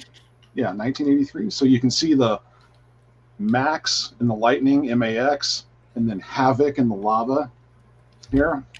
Look at these guys. Oh yeah. Oh yeah. There's some dreamy. They went to the glamour shots in the mall and got all made up for those pictures. Yeah, this is straight up early 80s traditional metal. Killer stuff though. This in fact was produced by Bill Ward, this album. Oh, cool. Okay. Yeah. So, but great record. I think if I remember right, I would have to check on the mothership there. I think this is their only album though. They were a one and done. But killer record. That cover is ridiculous. Oh, totally. I'm sure Metal T's all over this cover. I'm sure he's got a copy of this without a doubt. Because it's that, colored pencil barbarians. Come on, man. That says it right there. Someone bought an airbrush or got an airbrush for Christmas. Yeah. Yes, Carlo Cavazza, Scott, is he was an additional musician. Carlos Cavazzo, Steve Krall, and Tony Richards. Huh. Right there. So yeah. But yeah, if you guys have not heard this, I think you can YouTube this. I'm pretty sure. This is Alan, you'd be up on this too. This is very American new wave of British heavy metal, I guess. I know the name, but yeah, I don't think I've ever checked them out. Yeah, great. Right. Oh yeah, total. Yeah, I can see this on the side of a party van in the 70s. Hell yeah. Shag wagon. Yeah, Shagwang. But no, Max, MAX, HAVOC, awesome record. If you guys can find a copy of this, I don't think it's that rare. It's not common, but I don't think it's that hard to find. But if you can find one, I'll stand behind it, 100%. In fact, I'm going to play it tonight when we're done. Right on. You already got the fan blowing your hair back like they did in the album shoot, so it'll be perfect. They can just keep the fan going. It is so hot here. We've been doing 105 days. Ugh. No thanks. I'll live in my central air, thank you. I don't like going outside. Make it like a meat locker in here. Yeah, well, I'm on this music room's on the second floor, so all the heat comes up rises. here. Yeah. Mm-hmm. Yeah. All right, Alan. Okay. Well, first things first. It's there. So there you go. Thanks to CBN, the post-it note is in the case. We'll see if that helps. So next time when you show it on video, when you open it, you have your cheat sheet right there that no one will see, but they'll think you speak Swedish. It's going to be funny because yes, I'll either, now that I've written it down, there's a 30% chance I'm just going to remember it forever because it actually the title kind of goes with the cover art, so it sort of makes sense. But there's also a 70%, there's all a 70% the chance I'm not going to open it for another 5 years. All the Swedish guests we have, you need to impress them sometimes. Bring the hammer next time. We'll try. Whenever we get a guest from another country, I try to say welcome to them in their language. So I'm spending a lot of time in Google Translator trying to learn the the phrases phonetically. I guess that's the way it is. I write it down. It's ridiculous, but hey, we gotta try. It's all good. You know what else is kind of this one might win for album cover of the night. I think this was an Irish band or Scottish band. They're from the UK, but I don't think it's England. I think it's one of the other areas. New wave of British heavy metal. And, there were new wave of British heavy metal acts from the other parts of the UK. They didn't always have a ton of access to, resources, the way bands maybe in London or Manchester did. But one band, they did get 2 albums made, was called Easy Meat. And this is the debut called Not for Wimps. Check this out. Sure that's not a rap record? I am absolutely 100% sure this is not a rap record. Easy Meat's Not for Wimps. It's EZY. Oh my God. Dude riding in the buff. Riding a bone scooter. Yeah. Not right, yeah, and not carrying a battle axe or a sword or anything, but a guitar. So there's an album cover for you. I like how he's got the pussy pat back seat on there too. Like, who's his passenger supposed to be? Oh, and his butt sits. What is going on? Is he part horse or something? Well, I finally found out. That might be the part they're not showing us. Though. If I'm gonna make Alan a bootleg T-shirt, I think I just found the candidate. Merry Christmas, Alan. You got to be. And I'll send you $20 if you wear it to class. you got to be. I'm not sure if you got to be more manly to ride the bike like this or to wear that shirt Marty just described. But regardless, wear that to the basketball game. You're a teacher conference. Yeah, that needs to go on the back of the Sex Condor shirt. Oh yeah. Well, speaking of the back. Let's see what the not bursting out of his biceps. Oh, that's hilarious. Where's the blood coming from? I think because he squeezed the guitar too hard. Oh no, it's dripping off the logo. There is some dripping off the logo too, but I guess it's coming from the logo leaking too. Meat. Oh my God! It is because again, this ain't for the squeamish. It's not for wimps. Frosty, it's okay, buddy. We all wake up to Easy Meat sometimes. A lot less the older you get. Yeah. You kind of miss it, really. Yeah. I told you we'd be talking about some albums you don't hear. I don't hear these very often, and nobody hears about them very often. But no, Easy Meat, they made 2 full-length albums. They're in the they lean towards more like the raunchy biker style, hard rock metal. That was a thing, at that time, of course. And some of it's not bad. The songs are kind of catchy, kind of heavy. There are some decent ones on here. Vampire Lady, I remember being good. Wasting Time is pretty good. Some of the songs, though, kind of just drag on a bit. For example, there's a 7-minute track called Ban the Bomb. Because you want your biker gang rock album to, have like a weird, political motivation to it. Judging by the cover, that's a biker gang I don't think I'd want to be in. This is the initiation. Can you make it through the streets of Glasgow riding in the buff? Yeah. Wearing that as a back patch. Yeah. And they follow it up with after 7 minutes of Ban the Bomb, you get 8 minutes of Ban the Bomb Part 2. This is not a good track sequence. In the first one, huh? And this version, going back to our bonus track discussion, this one has 6 previously unreleased tracks, so it's a journey. You're taking a journey getting through this one for sure, but it's not bad material. The second album's not bad either. The second one's got a equally memorable cover, but much more colorful. I had a copy of it. I traded it away years ago. Somebody really wanted it, and I decided, you know what? I don't play this one much. I got a decent trade offer for it. So Nick says there's one on Discogs right now, LP for $187 for this one. Yeah. Okay. Yeah. Their albums were never readily available. Again, the bands from the outer parts of the UK usually had smaller print runs. I think the first mistake they made was naming their band Easy Meat.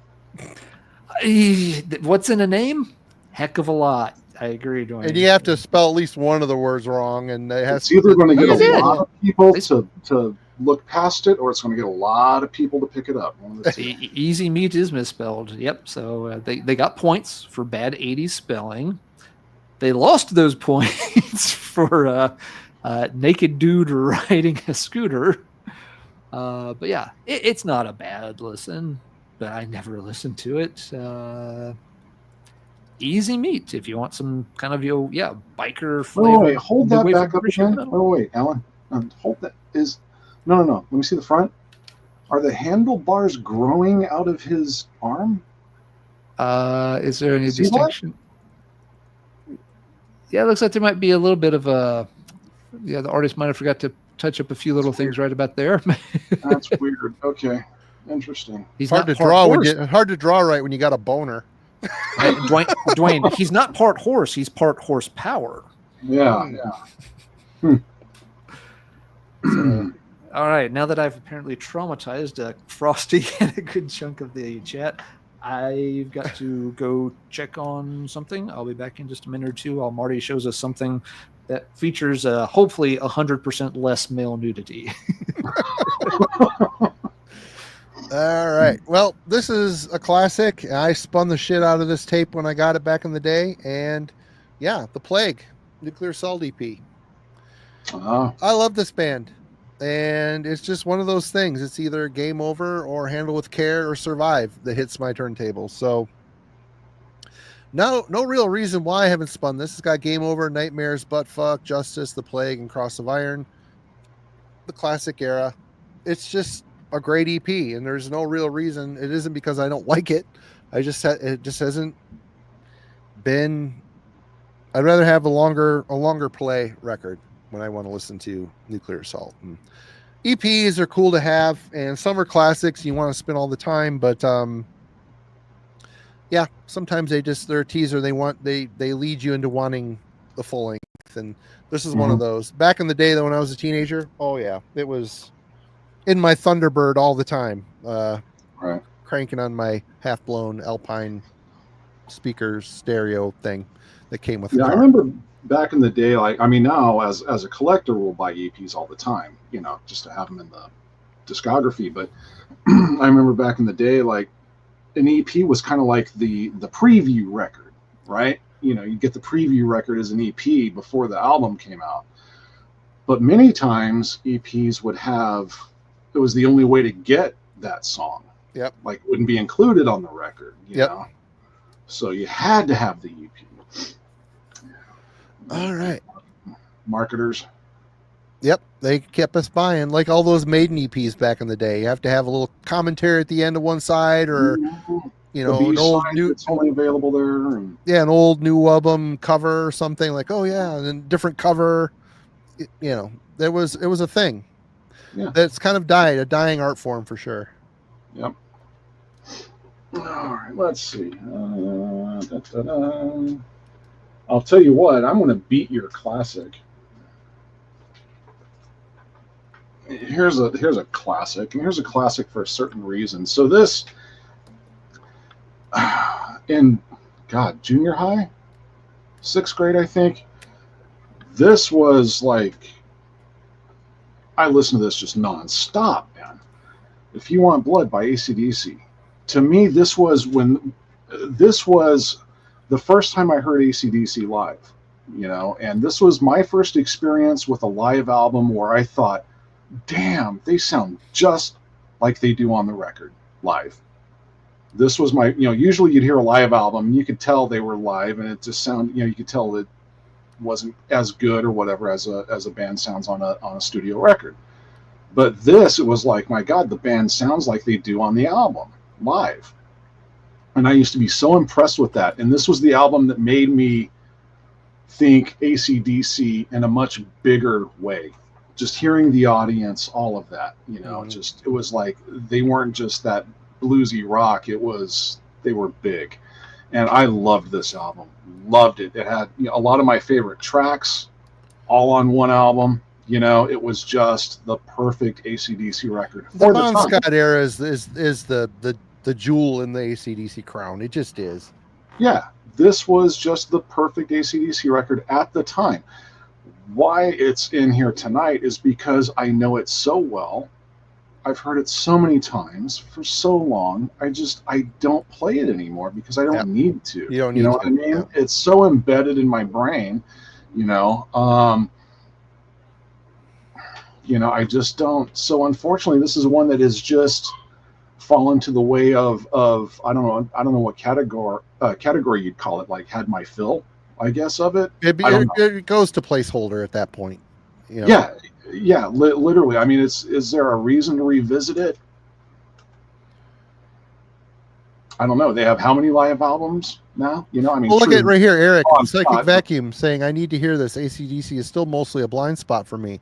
And that is essentially a greats hits package from the Bon Scott era in a live medium. Maybe the songs are a little quicker, a little more but aggressive, a little rawer.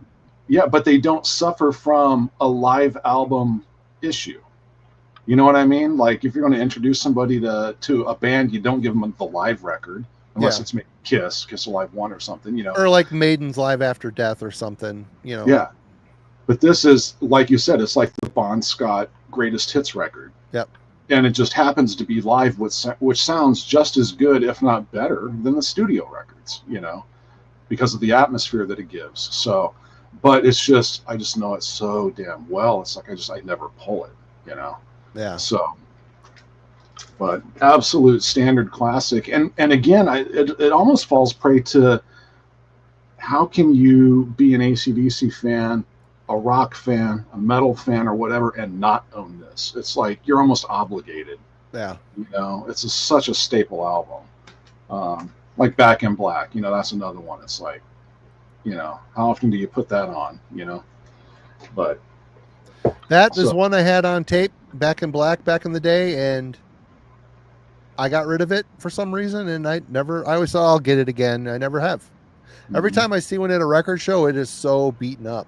You know, that black cover art, it sits with others, the ring wear, the corners are all frayed, or you know, but it's been played. Northern Michigan Rock Radio it's played that album to death, you know, and I think it's been everywhere. But I don't know, maybe I should put that on just because, you know. No, yeah, I would do the Terrorizer first. That is you're a lot less familiar with that one than you are the AC/DC, you know what I mean? All right, well, Alan's still doing his thing. I'm going to jump ahead of the line here. All right, well, this is a little surprising. I stumbled upon this in the lineup and went, wow, yeah, I haven't listened to this in a while. This is Graves of the Archangels by Dead Congregation. And it isn't because this album isn't great, because it is. It's a great, crushing... When you think of like the modern era of old school death metal, some bands get it right, and Dead Congregation kind of did. It's just a very dark and evil sound. You know, it's funny. These songs are really good, really well written. I watched recently a live show they did. I was watching what they were playing, and the riffs they're playing are way more simplistic than I thought that they were, which was a little bit surprising to me. I don't know why that even matters, because the songs are still good. But makes me realize as a guitar player, sometimes I try too hard to make things overly complicated. Yeah, anyway, that's an aside note. But yeah, this is definitely a band that made an impact and is kind of let the fans down without putting out a new album in many years. So a full album. And yeah, Graves of the Archangels, for sure. Definitely good, dark, evil, polluted death metal from Europe. And definitely worth checking out if you are into such a thing.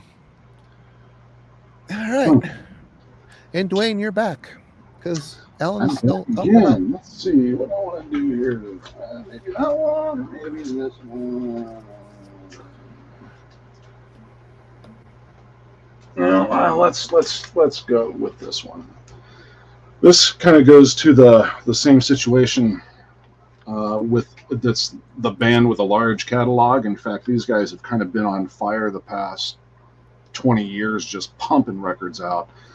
And there's not really a bad one in the lot either. The problem is, for me anyway, as a fan of the band, they're very samey, okay? And a lot of the later records are very samey.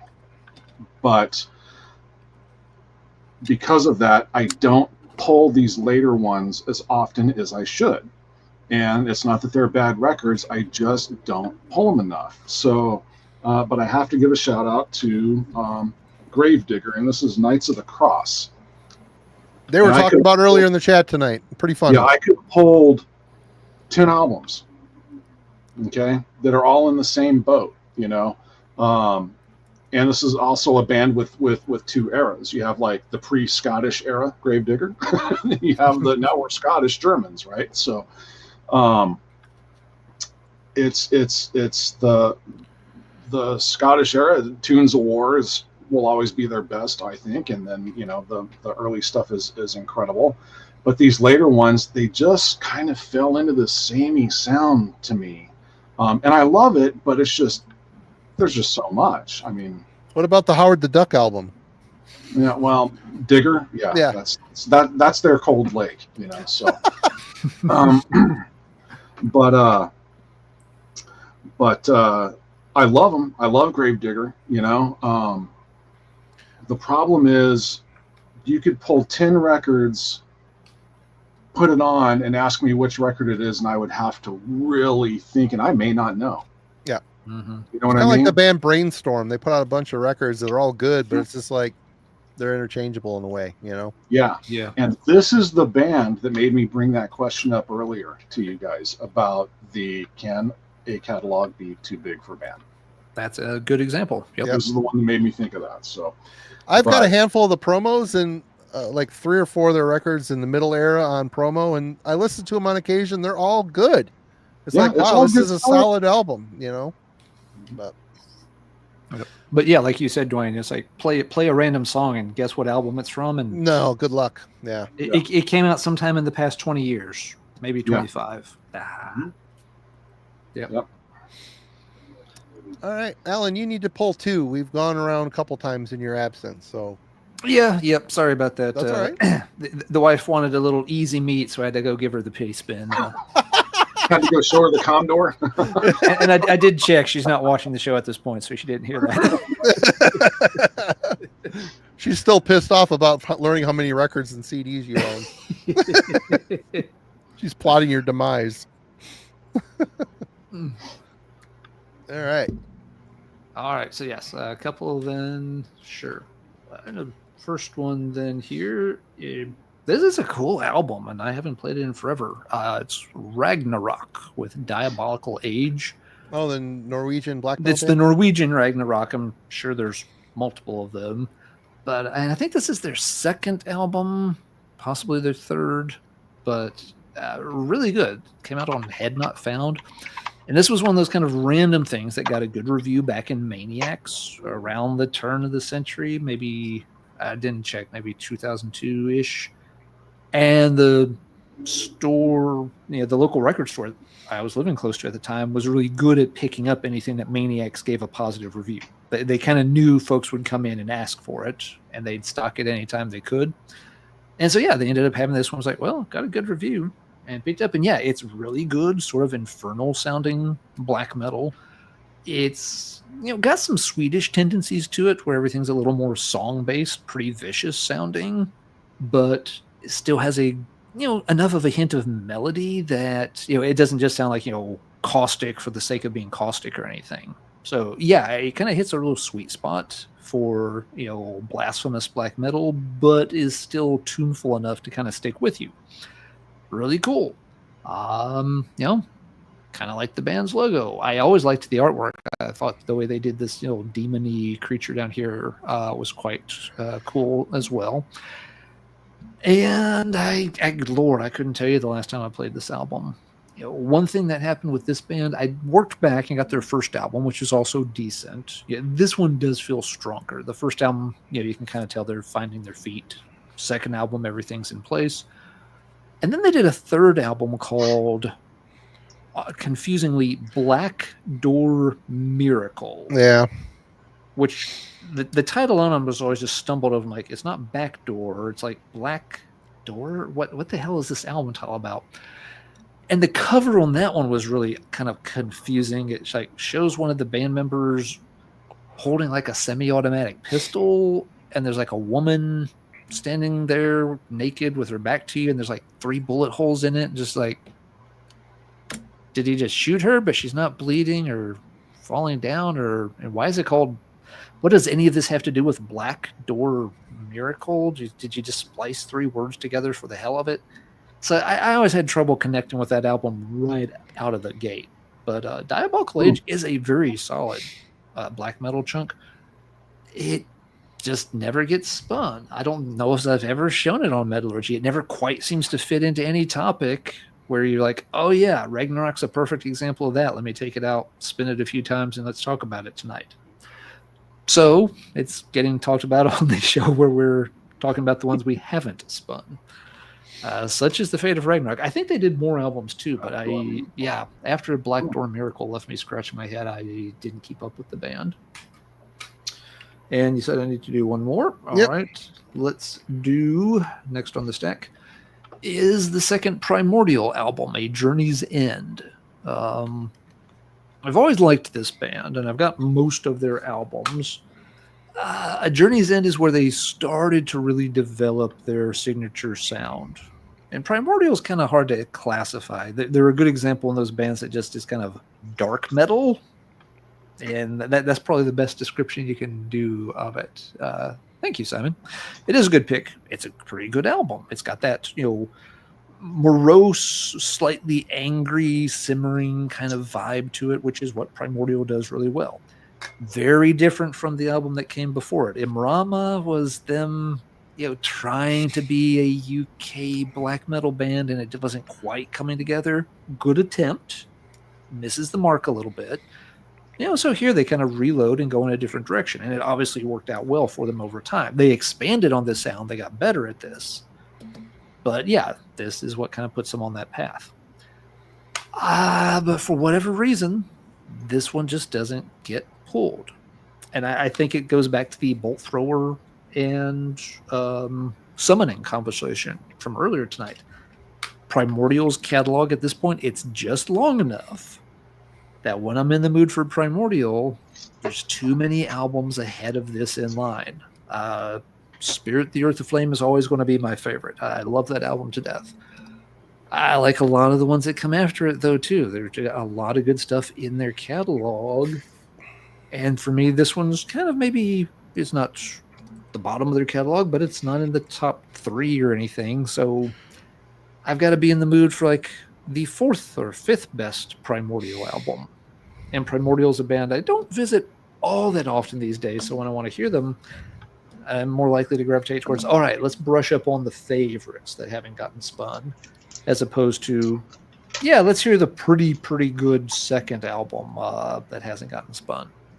So a shame this one hasn't been getting the attention it deserves. Primordial is one of those bands I'd like to take a week and just sit and work through the whole catalog, because a lot of them haven't played lately.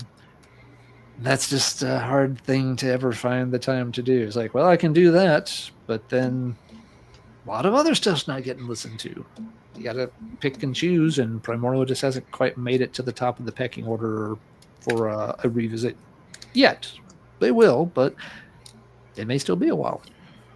So there's a pair to get me caught back up with you fellas. All right. Over to you, Marty. Well, I really, really enjoy the early output of this band, and it bums me out I haven't spun this a while, because this is the last album by this band I really love and care for, and that is Menace to Society by Lizzie Borden. Oh, this album rips. I love it. I've always had to laugh at Lizzie's unfortunate codpiece choices. You don't like Master of Disguise? I don't.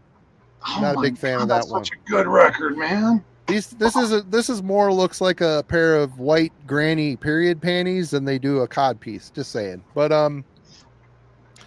this album rips. It's just it took Love You to pieces. It built on the greatness of that record.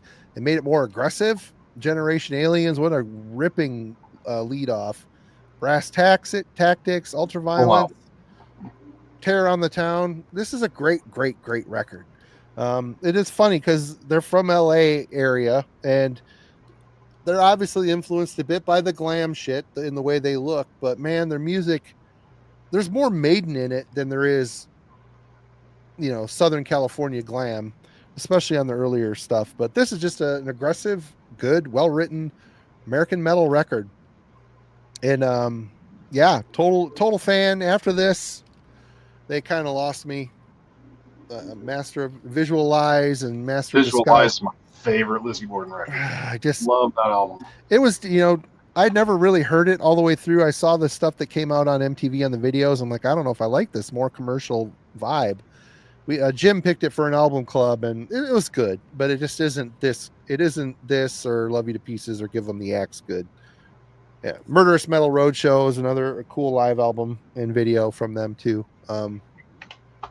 Great album, great band up to a point. For me anyway. All right. Love Lizzie Borden. Yeah, good pick, but I disagree with you on stopping there, Marty. Oh man, some good stuff. But if the others turn up, I'll get them. I never see them cheap, or I never see them. So you might see them. Mark my words, because that has to happen. Yeah. Okay. Woohoo! Woo! I can make that happen. Let's see here. So I'm going to go. Got any more power metal fans in the chat, or is it just me, Alan, and Marty here? So there's some. They endure it. One of my first power metal loves, European power metal, that is, outside of Halloween, is a Rhapsody. And I don't mean Rhapsody of Fire, Rhapsody, the original Rhapsody. And this is Dawn of Victory. And this album, oh, yeah, this is my third favorite Rhapsody record. Symphony of Enchanted Lands, first two of those, absolutely, phenomenal. Yeah. This album, though, brings in Christopher Lee, doing some narration on this record right in the middle of the Middle-earth film hiatus, right? So, or not hiatus, hype. So right in the middle of all of the Middle-earth films being made, right? And Christopher Lee acting in those. Rhapsody got him to come on board and do some narration on this record, which just adds to that fantasy flavor times 10. You got to pull out the picture of the wizard. Yeah, I'm pulling it. The keyboard player looks like a goblin. It's great. Yeah, here's the picture of the band. With the it reminds me of the little midget guy from Sabotage, Hall of the Mountain King, is what that kind of reminds me of. But there's a picture. I thought, wasn't there a picture of Christopher Lee in here? I swore there was, of him holding a big old sword and crown and all that. I got way too many Rhapsody and Rhapsody of Fire CDs. Way too many. Well, so there was Rhapsody, then Rhapsody of Fire, and Luca Turilli's Rhapsody. Yep. So you had three versions of Rhapsody there for a while, as well as Luca Turilli doing his own solo work. Yeah, which was really good too. Oh, absolutely. Yeah. I don't see the picture of Christopher Lee in here. I swore there was. Anyway, phenomenal record. But again, it's just an album that I realized as I was going through today. I'm like, wow, I have not listened to that in years. And that one is years, probably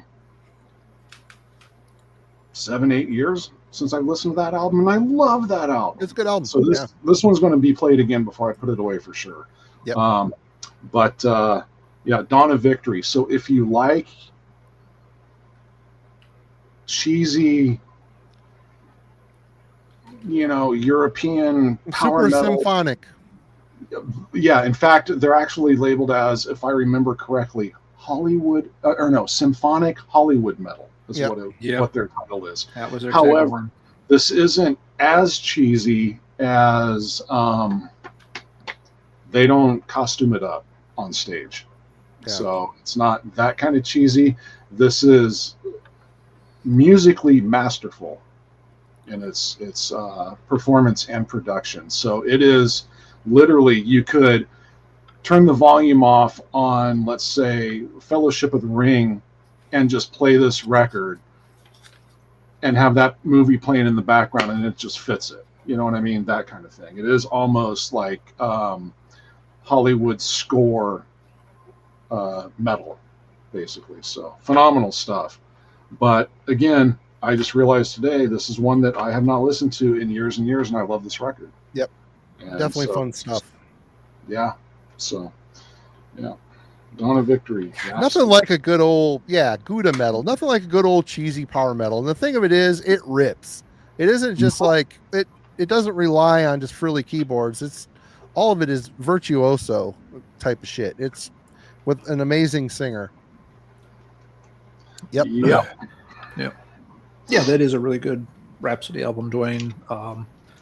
And what you described is why Rhapsody, I just eventually got completely lost in the family tree. It's just like, is this the main Rhapsody? Is this the spin-off Rhapsody? Is this the reunion retro Rhapsody? Is this the solo Rhapsody? Just, at a certain point, I realized this is too complicated. I don't care anymore. It's got a lot of good stuff in all of it, though. There's a lot of good stuff in all of it's good. But yeah, Rhapsody was Rhapsody. Then Luca Turilli left the band.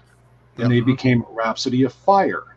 Yep. And because they did that, Luca Turilli said, oh, yeah? Well, I'm going to create Luca Turilli's Rhapsody. Yep. So you had two different Rhapsodies going there, kind of like the two different Queensryches, right? Or whatever. Yep. And if it had stopped there, it might have been okay. But then there were even more. Then they got back offshoots. together. Right? Then they got back to, and that's a whole other thing. But then on top of all that, you had Luca Turilli's solo work, which was very Rhapsody. Yep. Mm-hmm. Yep. Yeah. And that was kind of the thing. Is like it's all basically music. There wasn't enough differences musically. I shelved it all together. Yeah, as you should. Me too. It should have all just been under one band name and left at that. Yeah. But yeah, it's just confusing enough that I don't for Parametal. I don't want to have to do a fucking genealogical tree to figure out which. Nope, just put it on and spin it, man. That's which one this one goes to. It's too and much. If you like Rhapsody, I strongly suggest you also check out Twilight Force because they are very much linked sonically and stylistically, and very two kindred spirit bands for sure. Mm-hmm. All right, Alan, what you got? What haven't you been listening to in a while? I have not been listening to any Eternum's Forever Blasphemy. Oh, hell, I haven't listened to that since it came out. I've listened to it more recently than that, but it has been a minute. I always liked this one. And this was an example of, I don't remember if it got reviewed in Maniacs or not, but it kept showing up for several months on the ads that Necropolis was running in the magazine. And it's just like, that looks pretty cool. So... And it showed up at the local record store. So I'm like, yeah, sure. We picked it up. And it's a very solid, Swedish black metal album from the late 90s. I have a patch of that. Oh, do you? Cool. Yeah, someone sent me a Battle Vest patch of that. It's up in my patch box. Nice. Speaking of which, Duane, I need to get you one of these too. Oh. When did you make those? I don't know, a couple months ago. Available in the merch store. Everybody, go get one before they're gone. Sure. Sorry, I'll get you Alan. one. I didn't mean to. Oh no, that's fine. Sorry. You held that up, and I was like, "Wait a minute, I know that." Yep. But I mean, you can tell with the back cover layout exactly what they're trying to be and sound like and emulate. Yeah. I'll give you 3 guesses. The first 2 don't count, and your third guess should begin with something that rhymes with bisection. Or Sacramentum, or Dawn, or all of those follow the same template. Yep. But yeah, is In Eternum's Forever Blasphemy as good as Dissection? No, of course not. Is it kind of cut from the same cloth and a good listen? Yeah, it very much so is. This band stuck around. They've released some more albums. I have never checked out any of the others. So they were never quite good enough that I followed up on them. But I do like this album. On the rare occasion I spin it, I'm always like, hey, you know what? That's actually a good album. It's like, Dissection's here, S tier. Then you have your Dawn and Sacramentum, maybe A tier. In Eternum is could be B tier for sure. I just don't get down to the B tier all that often, it seems. But it was, again, maybe it did get a review and that kind of pushed me over the edge, but I know they had it in the ads, and I just thought it looked cool.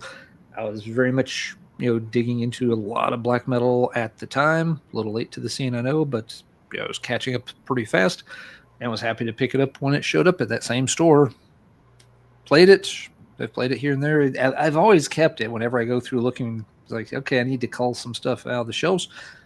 there's never any question I'm keeping this. There's just also never much of a question that I'm going to play it either, apparently. So there you go. Another good one that should get played. And now that you showed it, I'm going to have to listen to it because I have a patch for it. So you've got the patch. You got to hear what it sounds like. But yeah, In Eternum's Forever Blasphemy. Another good album. Just isn't getting the love these days. It just came in at a time where there was a lot of bands doing the same thing. Oh, yeah. I mean, in looking at it in context, they were always going to have a hard time breaking out. Sound good. Too many bands doing the same thing by 1999. I think that was a 99 release. So again, you've got Dissection. We just named 4 of them without even trying. So how are you going to get ahead of all the rest? It's hard. And then 25 years later, trying to get ahead of them in my 2-spin stack, still hard. Yeah, I hear it. All right, Marty. Over to you, sir. Well, we've got Ares Kingdom with Incendiary. Yep, another good example. Yep, this is Mike Miller and Chuck Keller from Order from Chaos's band after Order from Chaos folded. I always really liked this band. I really like the riffing. They have more of a thrash approach. Still have a dark and evil kind of dark thrash going on here, I always thought. The thing for me was I kind of stopped buying their records because I've got a handful of the early ones, and they're all really, really awesome. But I always struggled with, I think Alex was his name. Yeah, Alex's vocals. I wanted them a little darker. He has kind of a thrash shouting style, which fits the music really well, but I never fully warmed up to his vocals. But it still didn't really detract from my enjoyment of these records. But it's just one of those bands that have fallen through the cracks. I haven't spun any of the stuff I have by them in ages. It's been a long time, but I always enjoyed it enough to buy it on vinyl. I had the CD and ended up buying it on vinyl. So, Cool cover. Yeah, it's a good band. Like I said, if you like, one thing that Order from Chaos had was Pete's vocals, and he went on to do Angel Corpse, and that was the intensity and the darkness I wanted in the vocals on this stuff. And Alex's was just a little bit less dark to me. I don't know. It's a good band still. Nothing wrong. The riffs are fantastic. It's a great band. They don't get a lot of spins from me. It's been ages since I've spun this record. Yeah, cool band. Sometime earlier this year, I picked up one of their albums showed up in the used bin. Yep. I was like, oh, cool. I've never heard that one, and I haven't played that band in ages, so I bought it. And it's the goddamn album where they're all playing cover songs. Yeah. Probably cool covers. Yeah. No, some of them, kind of interesting, but like we talked earlier, I was just like, I'm never going to play that. I've played it twice. I'm never going to play it again. It's already in the stack to go back out the door. So, yeah, of all the ways to get back into Ares Kingdom, was not the one. Yep. But and CBN's cool right band. here. Pete's vocals are so hard to follow. He's such a venomous vocalist, Yeah. But yeah, Ares Kingdoms were cool. Mike, at least Mike and maybe one of the other guys were pretty active back on some of the old heavy metal forum boards, and they were always really cool. So, yeah, good act, but don't get a lot of spins these days. All right, Duane. All right. Well, I know we're all fans of this individual, but when this album came out, I missed this album. So it never had a chance with me just because I wasn't there at that time focused on this artist. Okay. And so I never, I now have it. I've had the CD for years, and I don't think I ever spun it once. I think I streamed it, if anything, but have just never given it a chance. And so now I'm getting to that point where I'm like, I got to pity spin this record and see what it's all about. It's sticking, everybody. They're saying it in the chat all night too. Yeah. Pity spin is the new tagline. Because I know it's also not been high on his list by fans either. So there's been nothing to push me to do it either. But I need to find out, because a lot of the later stuff I have discovered I like more and more the more I listen to it. And that's King Diamond, and this is The Graveyard. I like that album. So I do. I just have never really given it. It's just, like I said, when it came out, you know, I didn't even know when it came out. Yeah, I mean, I never caught it, so it's just one of those ones where, you know, it just went right past me. So, this one's remastered by Andy LaRocque, so I couldn't even tell you what the difference is, you know. But yeah, so I don't know. It's a super screwed up story too, and but I don't know. I liked it better than Voodoo. I liked it better than House of God. I don't know. I always thought it was a good record. A very overlooked record. It is not bad, but I kind of agree, Duane. It's also it's an easy one to not listen to, just because there's a lot of other good King Diamond albums to play. People that say that one's about good, Abigail but 2 it's- as well. I like that that one too. Yeah. Which one, Marty? Abigail 2. I haven't heard The that in later so stuff, long. definitely Puppet Master is my favorite out of the later stuff. It's good. I Puppet love Master that. has fantastic music and one of the silliest stories I've ever heard. Yeah, it's not a good story, but It's yeah. just, the story sinks that one a bit for me. But yeah, that one is not bad. But same Duane. I did pick it up when it came out, played it for a while, and then didn't touch it for ages. So it's yeah. So yeah, it's I will have to report back at some point when I really, like I said, I probably spun the CD when I first got it, but obviously it was, you know, head wasn't in the right space at the time or whatever, nothing stuck, and on the shelf it went. And then later on, when I was focusing on completing the vinyl, you know, and I still haven't spun the damn thing. So Yeah. Well, you got it. If you ever change your mind, it's there. Just sitting and waiting for you to receive. All right. Alan. Yeah, so sometimes that becomes a little bit of a trap too, because you're like, hey, I could play this anytime I want to. It's not, I'll play it tomorrow. There's always I'll play it tomorrow. this weekend. Yeah, I didn't get to it this weekend. I'll play it next week. Yeah. 3 years later. Mhm. Yep. The older you get, the quicker those weekends go by. They do. Oh my God. They do indeed. Yep. Let's see. What should I show next? Let's go with this one. Bought this, played this. Man, I don't know if I ever got back around to this one. Razor, Open Hostility. Showed up at local record store. Cool. Razor album I've never checked out. Bought, played. 5 years later, 4 years later, I don't know. It's been several years, and I have never gone back to this one. Yeah, Marty sent me their last record on CD, and I hated it after the It fourth sucks. track. I'm sorry. Yeah, that one didn't get a lot of I thought attention. maybe you'd like it more than I did, but yeah. Yeah. Same digital drum track used on every track. Every song telling you how they're going to beat your ass. I'm just like, I don't need this. Sorry, Alan, you opened the box. No, it's okay. Yeah, that last album I did not win over a whole lot of folks. This one, and I checked too, this is magic number 7 in the catalog. So it's that point where it feels like, yeah, okay, maybe we're just I don't know. And I can't even say a lot about it because I played it a few times and shelved it. So I can't say that it's bad, that I don't like it. It never inspired me to come back and take it back off the shelf. I look at the Razor section, I'm like, I could play Evil Invaders. I can play, some of these others that I just like more. Or I could go back and try to figure out what the hell Open Hostility is about. I could have picked Shotgun Justice just as easy. Both of them are sitting there gathering dust side by side. And it's They're not bad. They're just, I don't think they were bad. I didn't buy them and think, oh, shit, I want my money back.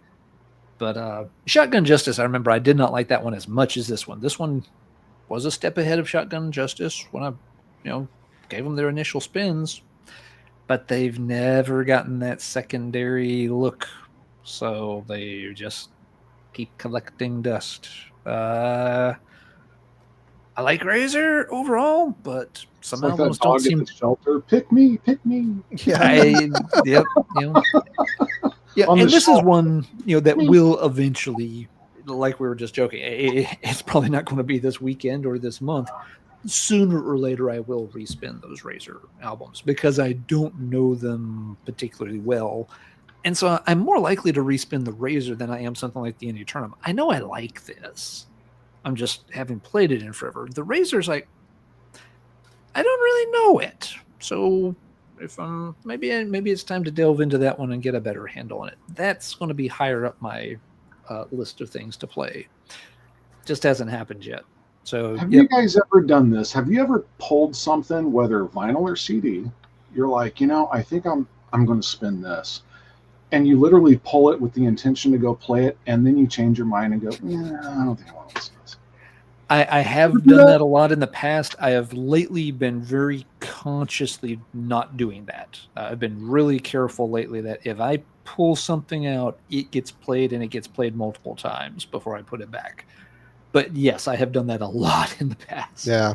Chat, what do you say? I have noticed the older I've gotten, the more I've been doing that. Okay, where I'm like, I think I want to hear Rush Moving Pictures. I'll go pull that record, and then I go, no, and then I just toss it in the inbox to be reshelved. I just don't.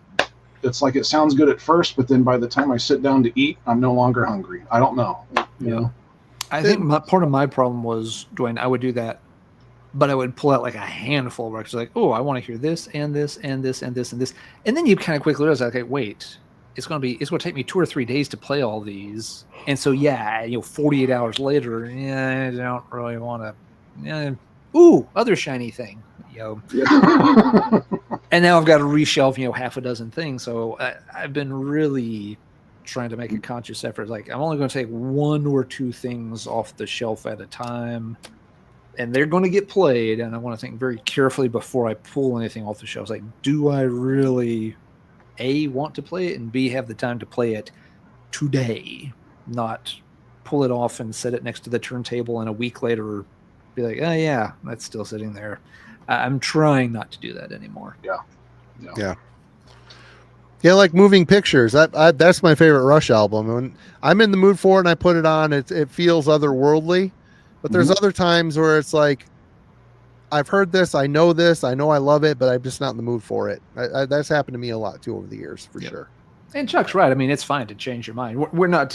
This is not a life or death decision. There's not anything hanging in the balance on this. Yep.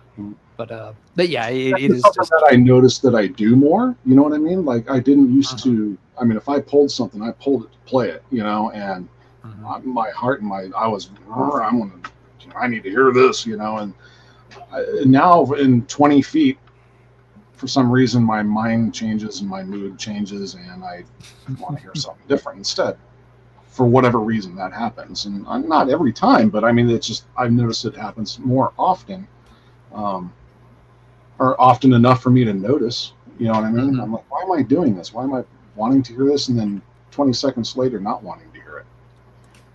I gotta say here, this comment from Eric. I do the same thing downloading albums on my streaming service. Been trying not to add albums too fast. It's got to be tough for a younger metalhead getting into this music, because you've got, if you want to do it right, there's so many years, so many decades, and metal is, I think, pretty timeless, where the old stuff is just as relevant today as the new stuff, more so, as a matter of fact. And you've got so much history and years of albums to check out. It's got to be a daunting experience. Like my kid, I try to put new things on for him all the time, and I picture it like this. If you're a young metalhead just getting started in today's world, right, of the history of metal, you are standing at the very bottom of a giant redwood tree looking up. Yep. Okay. And you have this huge trunk to crawl up to, and then all these branches that go out like this. And there's fruit on all of it. Yep. And different flavors and different sizes. And yeah, I envy you, I guess, because it's going to be a path that, you're going to have to grow into on your own. And it's going to be different than everybody else. And everyone has their own, but there's plenty of room for you, for sure. Yeah, and to Psychic's point, same thing. It's actually why I years ago canceled my digital service for purchasing things, I kind of realized like I'm just buying stuff. That one, it was the e-music platform where you had like so many credits and you had to use them each month. Yep. And I started realizing like I'm just picking stuff to burn the credits at the end of the month if nothing came out that I really wanted to hear. And so stuff would just kind of, I was getting a lot of mediocre stuff that wasn't getting played very much. I'm like, this may only be $10 a month, but I can put that $10 to better use, I think. So I kind of, stopped doing that back. I think I canceled that in 2016. And amazingly enough, I'll say to eMusic's credit, I have no idea if they're still around. Probably not. Probably not. They never once sent a bunch of emails pestering me about renewing my membership or anything. Probably because they're dead. well, even at the time though, I mean, I filled out all the things, and that was it. And that was it. There were no, hey, we'd love to have you back. Hey, 50% off for a month if you sign back up within. To their credit, they did not bug me after I had been a customer for years. It was like, thanks, I'm done, and they were cool about that. So I liked that. The thing that's cool is I'm going to be 54 in a matter of days, and I'm still catching up. There's so much shit that I missed from the thrash days, and the shit. It's an endless supply. There's so many bands, and there's so much quality, But I still, it just seems like a daunting task. Some kids have never heard Celtic Frost before. I might think that's strange or insane, but it's the way it is. You're seeing it come up, in interviews with like newer bands who will be like, this is a new doom metal band, who's getting a little bit of hype, whatever. And someone's interviewing them, they're like, yeah, we've never actually heard a Candlemass record. It's just like, wow. Yeah. Okay, then. You're getting that kind of degree of separation is starting to happen even with people who play in bands in a similar style to some of these classics. They don't necessarily know them. Yep. Not saying it's a good or a bad thing. It's an interesting observation. All right. I'm up. I'm going to start moving to the stuff that people are going to be like, what the hell are you talking about? And it isn't because I don't like this album. I think it's a good album. And I listened to the shit out of it when it came out. But Agent Orange, Sodom. I haven't spun this in a long time. And it's one of those situations where whenever I want Sodom, it's Persecution Mania or Capping the Vein has been a favorite of late. But this is a great record. They started to sound more like Tank to me on this record, which is cool. There's some great songs on here. The production is super crisp and clean, which might bug me a little bit. But for me, Persecution Mania was their crowning achievement. It's just good evil thrash. This year, it's got some fun songs on here. The Angstgebumped, and it's just a good fun record. I just haven't. Whenever I want Sodom, I'm grabbing something different lately. Send all your hate to. That album to me is where Sodom started sounding rather Bay Area thrash. It's of course not a dead ringer for that style, but to me it seems like they cleaned up their sound to the point of kind of drifting into the Metallica Testament type camp, which was okay. I mean, they it's good. It's not exactly what I'm looking for in a Sodom record, though. Just saying. We'll be delving into the Sodom catalog maybe sometime later this year. Very soon, folks. yeah. It's on the horizon. Funny, Duane, you mentioned Crimson Glory is one of your faves. A couple weeks ago, we in the album club covered Transcendence, so you should watch that discussion. That was a fun. What a great record! What a great band. I definitely will. Love Transcendence. I'm more of a fan of the first album, but love Transcendence. What he said. They're both good. I think they're both. They are. Oh, I will always take the first album over Transcendence in a snap. Yeah. Agreed. But yeah, I could see that as, again, I like to call those like the perfect gatefold record or gatefold double album is those first two records. For sure. Oh, yeah. Those two records. Well, it is their first two. The other, what did they have, Alan? Two more after that? The third one One was in the kind of a 90s. change. Then they got back together in the Yeah. early 2000s. I can look it up real quick. They had Strange and Beautiful in the early 90s was the Bad Commercial album, and then they had War of the Worlds. No, that was the lead track on the Astronomica is the name of the Astronomica, yeah. 1999 album. And then they got a new album that's about to come out. Yeah. I just saw them play at a Rock Hard Fest, and it was, this new singer sounded pretty good. He struggled with the super high midnight falsetto stuff, but he sounded good otherwise. It was really good. Yeah. The Astronomicon album, it's not even that it was a bad album, it's just that the songs were written for midnight.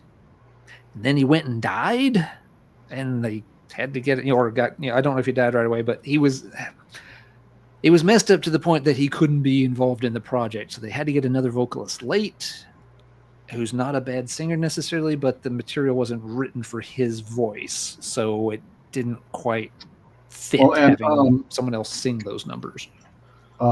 What's his name from Queensryche that's singing for Queensryche now? Todd LaTorre. He sang for Crimson for a while. Oh yeah, he did. Oh, I heard about that. Yeah, that's right. Yep. Mm-hmm. So that guy's known for filling in for world-renowned singers apparently, and doing a good job. Yeah. Well, I mean, they're Midnight and Jeff Tate are very similar too. Yeah. So makes sense. Yeah. Wade, enjoy your Crimson Glory journey because it's awesome. Yep. Watch out for the Strange and Beautiful album, Wade. That they kind of wandered off script on that one. That's some strange that was not beautiful. Yeah. There's one pretty ballad on that album. If you want a pretty metal ballad from sure, we all do. Well, I'm just saying that the song is really pretty. Midnight sounds, it's a beautiful song for Midnight to sing. He does a nice job on it. The rest of that album is stuff and things. That opening to Lonely on Transcendence, when Midnight opens up to that first long lonely, just dude, goosebumps. God, he's so good. He was so good. Yeah. Okay, so let's see. This next pick, this is really going, you talk classic. This is really classic. And I'm going to show this because I just don't play this. It's okay. I don't know. This is Elf. It's a good album. Sun. So I prefer the Carolina County Ball. Okay. Yep. Out of all the Elf. And even the first album, the self-title. This one, I just don't play it. I just don't play it. I just don't. I haven't spun it in 100 years either, but I enjoyed it. I just don't, and, obviously you got to own it out of respect for the man, but this is the one that if something happened to, I wouldn't shed tears over, you know what I mean? So I just don't revisit it. So, and no particular reason other than it's just, if I want to hear early Ronnie, and I play Elf, if I want to go that early, this is not the one I pull. So that's why I pulled it here for this. But, The Sun, beautiful song. But I don't know. I like the cover. Anybody in the chat? I dig it. I don't love it. I'll listen to Rainbow first. Yeah, Rainbow, I just, like I said, if you want to go this early, it is Barroom Boogie, but the one thing I will say is Ronnie still has some amazing vocal service done on these Elf records, but but it just doesn't, they're just not high on the replay list at all, It's right not on. It's just, it's one of those things. I've got all three of them. I'm happy that I have all three of them. If I want to listen to them, they're there waiting for me, and they don't disappoint because it's Dio's still doing Dio things, and he sounds great. Yeah, the boogie woogie stuff on there is kind of makes you chuckle a little bit, but it's still fun for the time. It makes sense, what was going on in music at that point. Yeah. All right, Ellen. All right, for our next one, we shall go to Finland, and it's a Doom project, still active. They actually released a live album earlier this year called Spiritus Mortis. This is the third album called The God Behind the God. Came out, ooh, bother, I was just looking that up. 2009, I want to say. Let's check that out. Yeah, 2009 release. It's a good album. The band got some hype starting with this one in particular because they had a lineup change, and the fellow they brought in to take over vocals was better known for his past project, where he sang as Albert Witchfinder. That's right. The Reverend Bizarre dude jumped in and joined Spiritus Mortis for a while. Sounds great here. Yeah, and this is more Finnish Doom, but again, I've always had issues with Reverend Bizarre. We don't need to go down that. I like him. I like the second album. I don't care for the other material. I like this project though quite a bit. They're doing some of the same stuff. It still has the kind of tongue-in-cheek, morbid, gothic horror, gravy kind of stuff going on, but it's more to the point here. They don't let the songs drag on forever, and they're not dragging the tempo as much. Some of these, have a really good forceful gallop to them. They're a little bit closer to fellow countryman Minotauri in that regard. There's some oomph, there's some balls to this. It's not just tongue-in-cheek and let's see can we play this for 20 minutes incredibly slow and will you still listen? Me? No. But here they're not doing that. Spiritus Mortis, these are more song-based, distinct chunks, easier to get into. There's a bunch of good ones on here. Death Bride, The Rotting Trophy, Curved Horizon, The Man of Steel. It's a really solid album. It's one that I don't even know how I stumbled into it. This may have been back in message board forum days that somebody recommended. It'd be pretty late in the game, 2009. I was still checking those, but not very often, I feel. So maybe I found it somewhere else. Maybe it might have been one I found on a digital platform and then bought. And to be clear, when I mentioned digital platform like eMusic earlier, those were like paid subscriptions. You bought, albums. They weren't free download Napster kind of things. But yeah, it's a great album. I've heard some of the stuff they've done since then, and it sounds pretty good too. Now, the Witchfinder did not stick with the band long term. He did, I want to say 2 albums with them. But yeah, nevertheless, they've kind of stayed in the same vein. Solid stuff. If you like that Finnish Doom in the style of Reverend Bizarre, just a band that maybe gets to the point a little faster, I'd highly recommend them. They released a live album earlier this year. That's going to be a good way to check them out. I heard it. It's a pretty good track selection. I don't remember who's singing for them now, but I sounded pretty decent. But this one has a hard time ever getting off the shelf, and there's no reason. I never soured on the album or anything like that. I've got at least 1 or 2 of their other albums on digital. They also don't get played. Just a cool band that needs some more spins, but just can't find their way into the CD player very often. Spiritus Mortis, good Finnish Doom. All right. Well, this is going to get more garbage thrown at me, but it is what it is. And this is a great album, but it just doesn't get much spins lately. Hell Awaits by Slayer.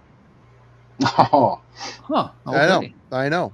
But for me, when I'm in a Slayer mood, it's either Show No Mercy or Rain and Blood. And the Haunting the Chapel EP, that is some of the best material they ever wrote on that thing.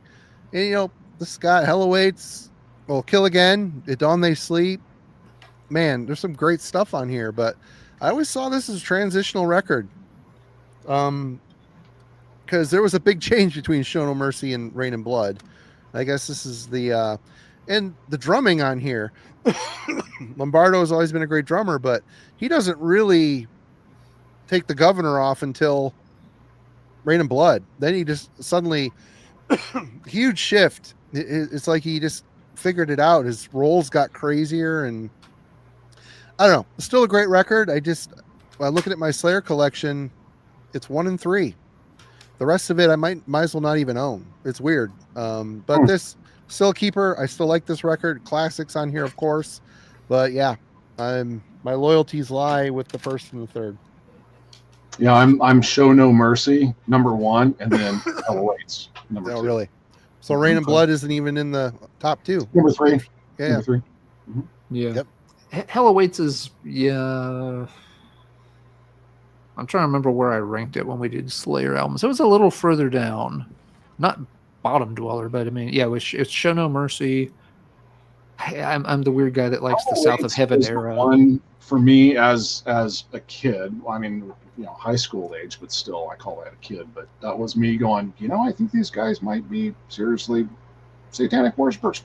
That was the one. I mean, of course they weren't, but back then, that was the album though that made me go, they're taking that shit pretty serious. So, very impactful on me back then. Yeah, but yeah, regardless of where I ranked it, Hell Awaits is one I don't revisit a ton either. There are certain songs I love on it, like At Dawn They Sleep. But yeah, for the album overall, for some reason, I don't play that one as often as a lot of other Slayer albums too. All right, Duane. Okay, I want to show something that is so blatantly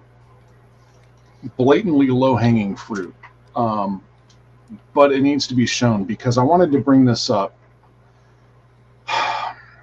When you collect records, all right, and things like that, we talked a little bit about collections earlier and things like that, and I know there's some people that definitely will not own this album. Metal Theologian's probably one of them, I have no doubt.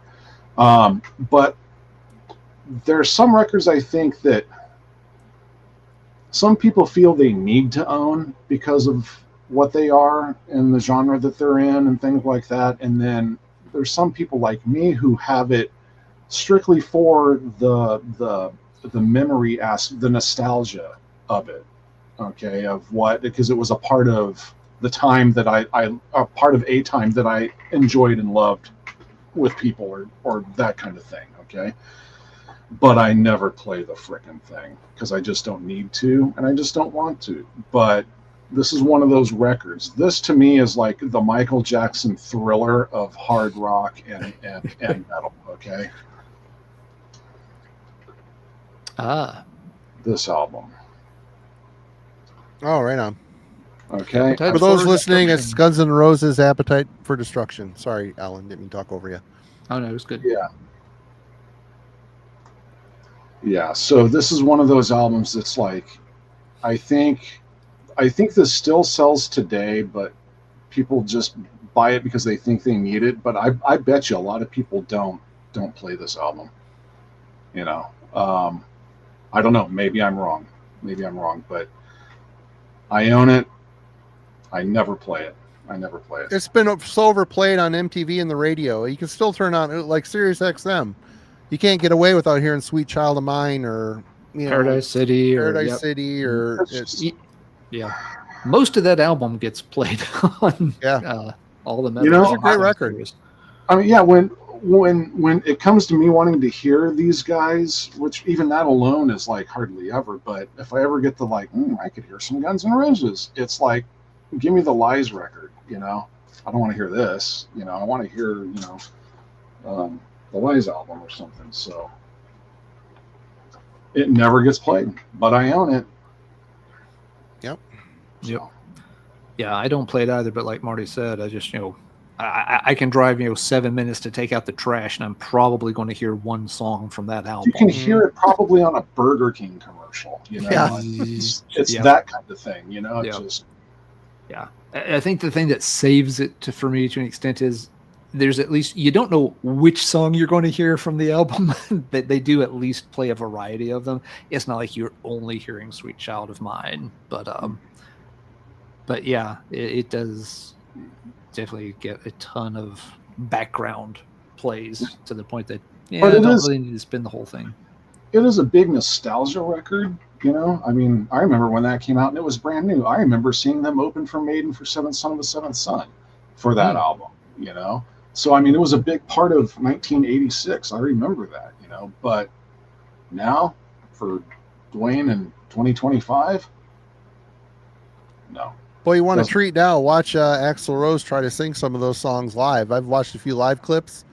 People give Vince Neil a lot of shit. Boy, Axl Rose is struggling so hard. He's ugh, Yep. Yeah, rough. and Mike's got a good point. I mean, even the non-hit songs on that album are quite good, but even those now will get played on Sirius. Yep. You know, the odds are just as high that I'll flip on like Ozzy's Boneyard and hear Rocket Queen as I'll hear Sweet Child of Mine. So, yeah. Boy, I'm trying to think if there's anything on that album that doesn't get played to some extent. Sorry, I want to take us off the rails from I it. love their cover of Rose Tattoo's "Bad Boys," though. That's a great track. Is that on the Spaghetti album? No, that's on Lies. Is it? Bad Wow, Boys. I haven't played Lies in forever, apparently, because I didn't remember that. He did sing with AC/DC for a minute, Mendoza, and actually some of the live stuff I saw, he wasn't bad. He did an okay job with AC/DC. I was kind of surprised. But since then, his voice has kind of died, which is sad. Sad to see any older singer have to struggle with that. You know, Paul Stanley happened to him. You know, it just happens. I'm looking at the Appetite track list now, trying to see which songs do not get at least semi-regular play on the 3 serious metal stations. That'd be Liquid Metal, Ozzy's Boneyard, and Hair Nation. Yep. You're going to hear Welcome to the Jungle. Yep. You're going to hear Night Train. Yep. You're going to hear Mr. Brownstone. Yep. You're going to hear My Michelle. You're going to hear Sweet Child of Mine. I don't know if Anything Goes gets played. So that might be the first one here on this side that doesn't. I think you know, Sweet Child of Mine is like that band from guitar stores kind of song. You know what I mean? Like, Yep. go to a guitar store and test a guitar by playing that lick. Yep. People Badly. just doing it. Yeah. Yeah. Carrying on here. You're going to hear It's So Easy. You're going to hear Out to Get Me. You're going to hear Paradise City. You're going to hear You're Crazy. You're going to hear Rocket Queen. Think About You would be like the rare one. So like out of 12 songs, there's like 10 of them. There's a legit chance you could hear played on Sirius XM, just on any, dropping the kid off at school kind of, morning commute thing. That's crazy. Huh. Yeah, Lies is Reckless Life, Move to the City, Patience, You're Crazy, Nice Boys, that's the Rose Tattoo cover, Mama Kid, Used to Love Her, and One in a Million. Okay. Yeah, I completely forgot about the Rose Tattoo cover on there. Mm-hmm. Nice Boys, Don't Play Rock and Roll. Yeah. Yep. Yep. Yeah. Okay. Don't mention it to Kellen. He'll probably pick it for the album club. All right, Alan. Okay, let's see. I always kind of liked this band, although over a few albums they kind of started to lose my interest. Saw them live a few times, and they were fun live too. It's a band from Raleigh, North Carolina, called Widow, and this is their debut album called Midnight Strikes. I always want to say Lightning Strikes, but it's Midnight Strikes. Came out in 2003. I think at some point they ended up like on Cruz del Sur maybe for an album or two. So they were always kind of that tier of band, never mega huge or anything. Good, energetic, straightforward heavy metal.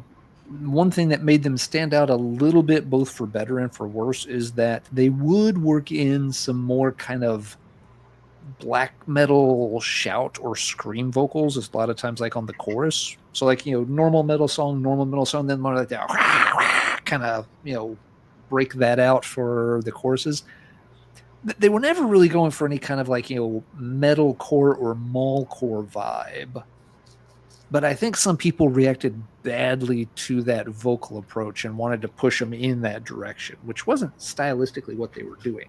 Again, it's a lot of just like, dual guitar melodies and, very straightforward heavy metal chops. It was just that the weird dual vocal thing, it made sense to me. It's like, okay, they're trying to do something a little bit different. something that's a little more current sounding and relevant, that's not going to make them just sound like another random metal band. I get it. It kind of works. It never bothered me.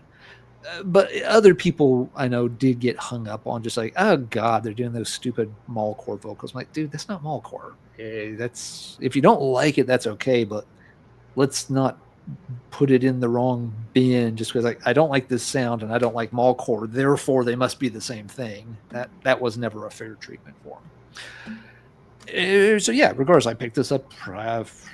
They dropped off copies at the local record store. Bought it from the local record store, and it's a fun listen. The second album was also a fun listen. The third album, it felt like maybe they were running out of steam a little bit, but they're still listed as active, as most fans are on the archives. Haven't heard them in ages. I don't know what the newer material sounds like, and it's been a long time since I spun Midnight Strikes either. This one you do see pop up every now and then. I want to say this is the kind of thing that like Dive Bomb Records you might have repressed in recent years. So it's not like it's hard to find necessarily. It's good for what it is, a fun listen. In the band, again, sometimes unfairly got put into the wrong bin because they tried that little different vocal hook to get noticed. So fun album. Why haven't I played it? I just haven't. All right.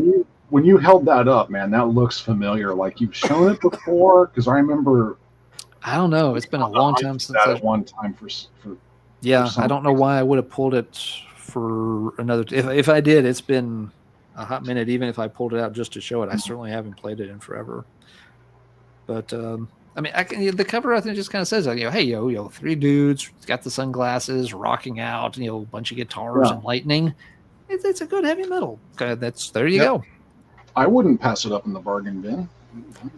Nor should you. It's a fun listen. Just yeah, I think it really was that little vocal quirk that some people couldn't digest. All right, let's see, Marty. After this, we got time for maybe one or two rounds, but we are right here at midnight, so we got to start wrapping it up. All right. Well, I can do two. I got enough for two more. And then I'll show two each. Okay. That'd be all right? Sure. Well, this one and then one after. Okay. This one and one after. Sounds good. All right. Well, Death Leprosy. Oh, come on. This album. Marty is now officially trolling the chat. This album is great. Don't get me wrong. I like it, but I'm a Scream Bloody Gore guy. I bought that when it came out. I love it. I love Evil Chuck, and this has got great songs. It's just a beefier, heavier production. And it isn't. I like the album. I just don't ever. I rarely played Leprosy though. Not lately. It's been a long time, and it just. Whenever I want to listen to Death, it's always Scream Bloody Gore. It just is. I like all the Death albums. Sound of Perseverance took me a long time to warm up to it, but I got there. But this, I don't know. It just makes I feel like I should pull the plug on you right now, Marty.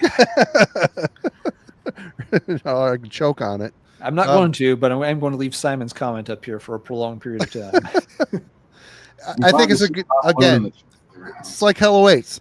I think it's a good album. I just don't. I listen to other Death records, and Scream Bloody Gore is that or Symbolic. Those two are the two I go to, oddly enough.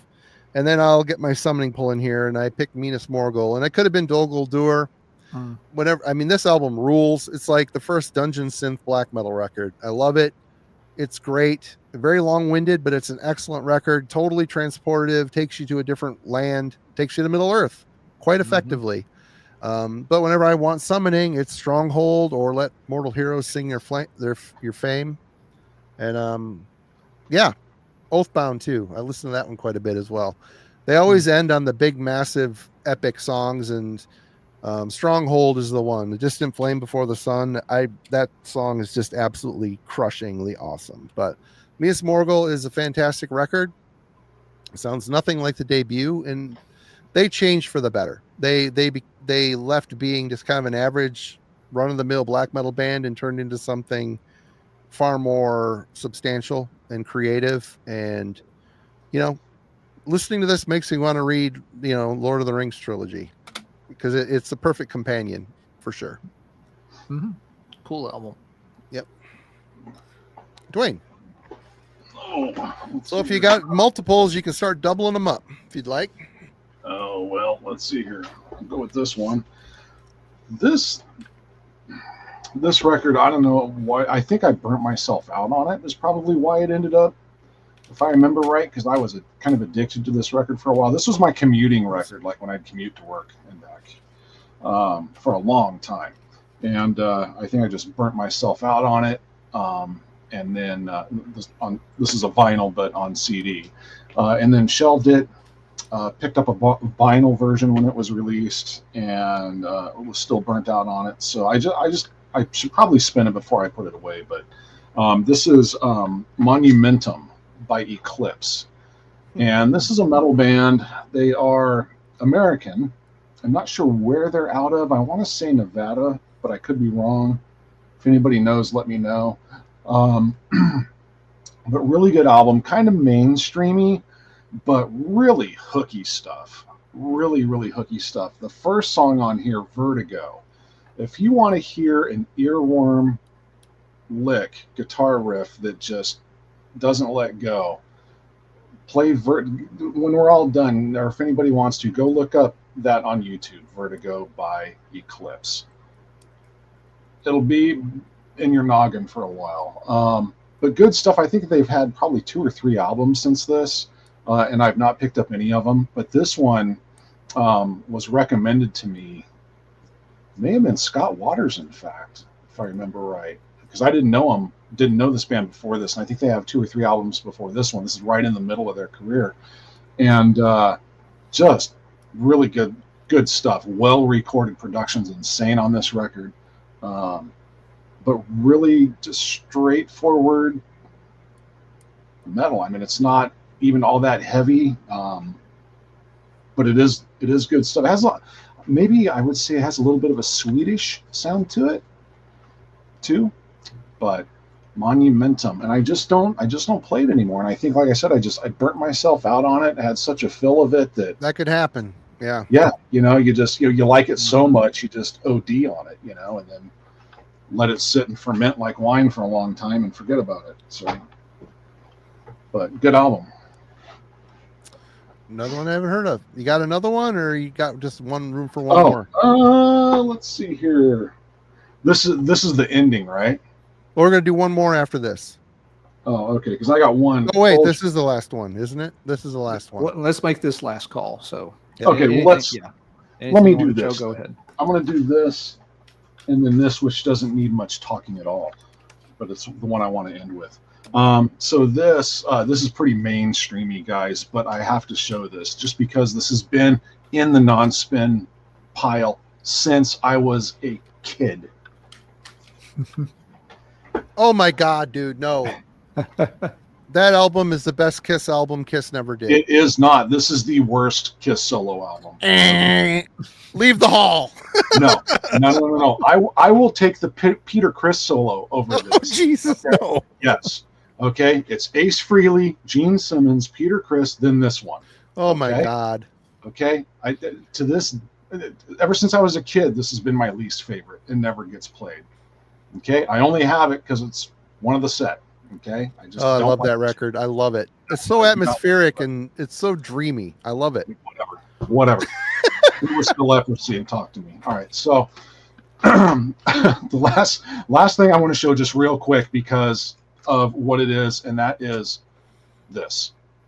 And you could have picked anything from this band. For me, anything after the Black Album, I just happened to grab this one.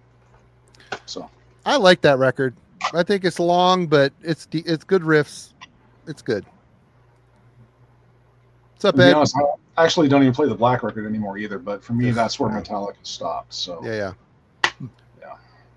So that's it. All right. Yep, that's why we love Dwayne. We all stick to our guns on this stuff. Yep. Hell yeah. All right. Alan. All right, I'll do a few rapid fire ones here to wrap up. I didn't pull an album. Law's Rocket is on the thumbnail artwork because while I enjoyed the Law's Rocket's Boy, I made a lot 80s of output, God, I couldn't tell you the last time I played any Law's Rocket album. They just, they never get spun anymore. It's kind of a band that oddly seems to get a little bit of shit these days, which I don't fully understand. Well, they changed a lot. They did change. They became more of a thrash band after the first two albums, but the first two albums are not bad, and the two thrash albums, they're reasonably passable second-tier thrash. There's a lot of thrash that's worse than Law's Rocket that gets more of a pass than Law's Rocket. So it may be the fact that they did sort of change styles, Duane, that it makes people sort of give them the side eye a bit. I'm not sure what the deal is. City's Gonna Burn, a lot of good songs on it. Know Your Enemy, a lot of good songs on it. Annihilation Principle, some good songs there. But man, I haven't touched Law's Rocket in ages. A few that I did pull, and then we'll go through these fast. Another Finnish doom band called Cardinal's Folly. Wonder where they got the inspiration for that name. Cardinal, Reverend, Bizarre, Folly. Come on. There's been so many bands that ripped off that name. That's just weird. Anyway, this is their debut album called Such Power is Dangerous! ! Kind of a cool album title. I actually like it. It's not bad. It's just a bit on the generic side. Scott sent me this. Not Scott Carroll from the comments. Scott from No Mail. Solution? Yes, No Solution Scott. I could not remember his channel name. I'm pretty sure this is the one he sent. He sent me a Cardinals Folly album. Marty, you might have sent me one of their albums once too. Maybe I know I had it. I never listened to it. I might have threw it in a box Yeah. and sent it to you. So yeah, they're not bad. I've got a couple of things by them. They just are kind of generic, so it makes it a little hard to ever feel like, oh yeah, I want to check out Cardinals Folly tonight. 3 out of 4. Nightwish, Century Child.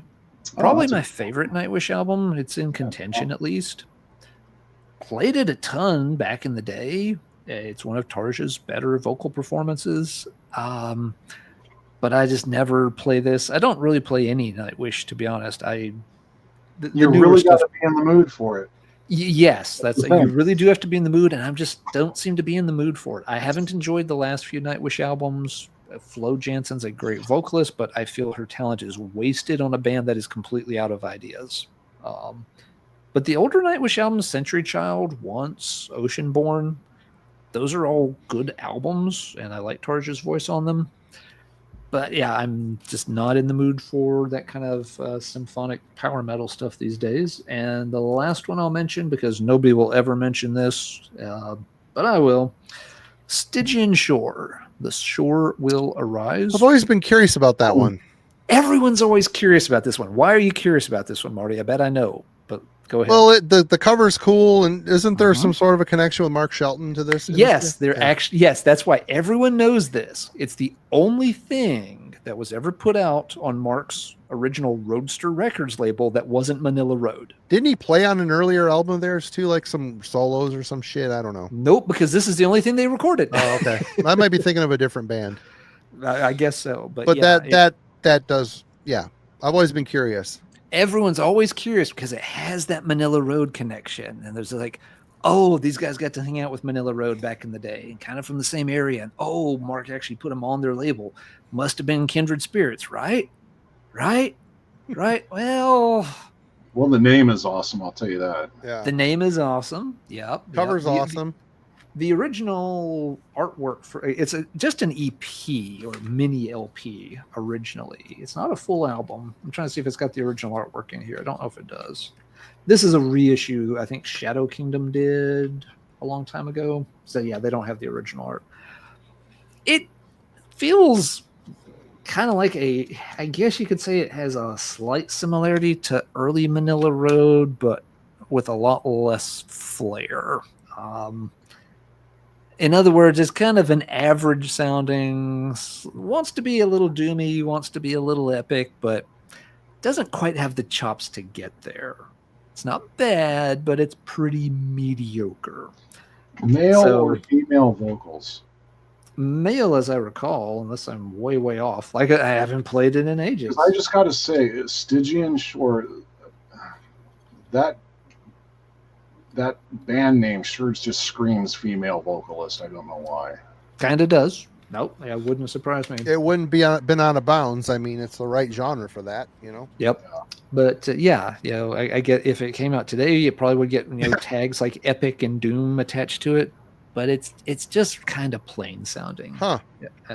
So Well, I'm glad, because that would have been one. It would have eventually crossed my path to be like, "You're coming home with me." I'm glad Yep. you set the record straight here, because yeah. If you find it for $5 in a used bin, there's no shame in taking it home with you.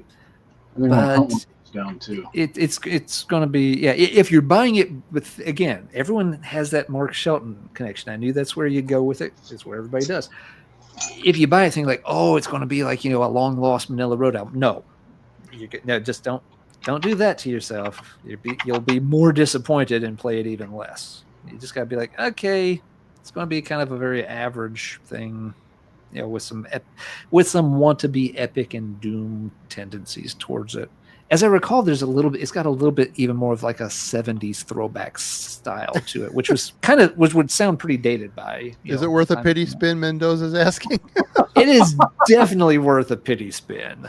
Oh, absolutely, we'll give it a pity spin. But when it wakes up the next morning and rolls over, you ain't going to be laying there next to it. Hey, it's about time you got going. Just be like, well, yeah, you know, that was fun, but I got to get up early and go to work. Do I know you? Busy day today. No time for. It's like, you know, Stygian Shore is kind of, you know, still laying there, but he's like, you know, but honey, I love you. You're just like, love you too, doll. Well, But Mark Shelton. I'll call you sometime. Yeah. So yeah, I will call it a night there with the Stygian Shore. The shore will arise, but it ain't going to get played much. All right, Marty, show us your final salvo. All right. Well, this one, this album, I love it. I love it to this day. And I just realized as I was going through the pile, I haven't spun it in a very long time. And it's just because the fact that I look at it and I feel like I just know it, you know? And it is Ceremony of Opposites by Samael. This album rules. It is so good. What do you listen to if you're not listening to these albums? Bloody Ritual. If I'm gonna, that's good too. if I'm gonna listen to Samael, I grab that one. That album, it just gives me the creeps in all the right ways. And this one should too, dude. You have no idea how many times I've spun this over the years, and I'm happy. I'll promote it. I'll talk about it forever. Yeah. Am I saying I hate it? No, it's just one of those things. Whenever I listen to Samael, it's always Bloody Ritual. It's the way it is. not even yelling at you anymore. You're past the yelling stage at this point. You disgust me. Am I sitting here saying it sucks? No, I'm saying it's amazing. I know this album so much. Well, okay, fine. I'm going to really piss off Simon with this next You one too. can't save yourself now. There's no saving. And I'm not saying it in a bad way. Just Once you turn to the dark side, forever shall it rule your destiny. Yeah. Yeah, Blood Ritual, man. It's a great that's where I'm at right now. But you gotta break up the ceremony every now and then, man. every once in a while. Fine, I'll put this on the pile to listen to later as well. Whatever. This album, man, I spun the crap out of this when it came out, and I have just not come back to it. And it's Torn Arteries by Carcass. It's a good Carcass album. But man, I will listen to Surgical Steel first before this one, and even before that one, I will listen to Necroticism or Symphonies. The new Carcass, I'm always going to be interested, and I really do. I have this on CD and vinyl. I like it. Like I said, I was way into it for a week or two when it came out, but it died pretty quick, and I just have not come back to it. And it's just nothing to take me away from the era I love of this band. So, yeah, I same with Torn. I guarantee you, I haven't played that album since That is an awfully pretty CD for a death metal record. If you look at it, it's all vegetables that make up the heart. Yeah. They're vegans. Yeah, it looks like a cookbook. Yeah, it No, does. from Mario Batali. The box set came with this emblazoned on a plate, and it came with silverware. TJ has the box set of it. It's pretty hilarious. Yeah. And I can dig that. What I can't dig is that goddamn booklet that scrambles the lyrics to every song. So all the words to every song are in a completely random order. They went to all the trouble of printing all the lyrics to all the songs, but they turned it into a fucking word jumble. So it's impossible to follow along and see what the damn lyrics are. And the artwork is basically just the sculpture rotting. You know, the vegetables rotting. Cool. Yeah. I mean, that's actually cool. Yeah. That's okay. Yeah, I got no problem with that. But I mean, the lyrics are right there on every page. But it's up to you to try to put the words back in order. It's like this isn't some 7th grade. They're not even in order. It's just like a word search or something. Yeah, no, literally. Like if the line is supposed to be exhume to consume, the words are going to appear in the order like to consume, exhume. So it's like Yoda transcribed. But there's no pattern to it. It's not like a Yoda thing where you can get used to the pattern. It's completely, every line is just completely mixed up random words throughout the song. Why even print it? Why? Yeah, why would you buy at that point? Just don't print the fucking lyrics because you didn't. It pissed me off. I sat down like 3 separate times when I got there. It's like, okay, let me pay attention and kind of follow along, see what the song's about. And I'd be just like, they'd start singing. I'd be like, wait, are the songs in a different order? Am I on the wrong page? What the fuck is happening? Huh. It's the stupidest goddamn thing I've ever seen in a CD. It'd be funny if on the 3rd page you're reading halfway through the song and it says, "Are you still trying to read the lyrics?" Yeah. I don't. Somebody paid money to print words on those pieces of paper, and the words are they make no sense whatsoever. It's just stupid. Huh. Weird. Maybe it was the 15-year-old's idea to scramble all the goddamn words on the page. Then it's he just did the it's same fine. thing in 7th grade for a literature, assignment to kill 15 minutes before he had to go to gym class and learn what pubes are. Just saying. Well, there you have it. I'm glad I could ruffle a few feathers tonight. That's what I'm here to do. Yeah, me too. God, I'm sorry, Paul Stanley fans. Jesus. Yeah, geez, I'm about to flip the disc over. That album rules. But you know what? Still the worst out of the 4. Sorry. I'm just going to let you two fight that one out. I got no horse in that race. Right on. Well, that was it. Great time as always, Duane. Please thanks, come guys. back again soon. It's always good to see you and hang out. What you got going on your channel? Anything coming up here in the near future? I should have, if I can, get the time to get back to it. There should be. So don't unsubscribe just yet. Oh hell no.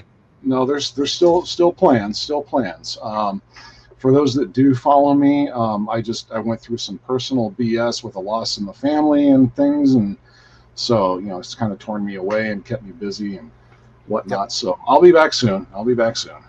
Hell yeah, for sure. Link to his channels. What's that? Oh, he's just saying, yep, you're always welcome back. Yep. Cheers to John hopping on late this evening. Glad you made it for a while, John. And go check out his channel, link in the description if you're not familiar with Lazerrus. And also go check out the link I added to the description for Let's Talk Metal. Alan, what do you got coming up on Tuesday? Don't know. I've still got a handful of videos I made a while back. So I got to pick one and roll it out there. Got at least one band discography to go through, one set of weird singles nobody's ever heard of to go through, and I think the 3rd video is a random diatribe. Thanks, Tim. Right on. And here for Heavy Metallurgy, we dropped 2 reviews this week that most of you haven't watched, so go check those out. We can say that with confidence because nobody has watched either of them. Yeah, thanks. Thanks, no thanks.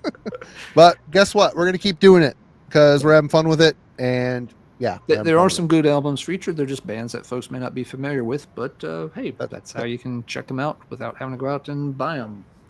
See what Logan and others have been saying about some of these recent releases. Yep. Yeah, and go check out that Slawfeg review you did. So is that actually released yet? Yeah. Yes, that one came out a month or so. It's on maybe Nameless 6 weeks Grave ago. Records, isn't it? If memory serves, Nameless Grave. That doesn't sound right. Maybe it was no, I think it's Metal Crustal Oh, Sir. it's Cruels. Yeah, you're right. You're right. Crustal Sir. Okay. Crustal Sir. Got to grab one of those then. Okay. I know because the cover art is non-existent, as it is on so many Crustal Sir albums in recent years. Yeah, they phoned it in on the cover artwork for sure. Yeah, But, as they have for many Crustal Sir releases in recent years. The new Fer-de-Lance has real cover art, so thumbs up for that. That review is coming next week, maybe Monday. And there's also a review that Jimmy did coming up too.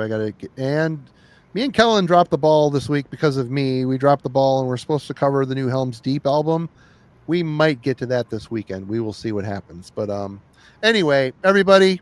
Oh, Wednesday night. Don't forget, check out the album club. We're talking about Rat's Invasion of Your Privacy for some reason, but it'll be fun, a fun discussion. It'll be interesting to see what let me throw 2 cents on that since I won't be there.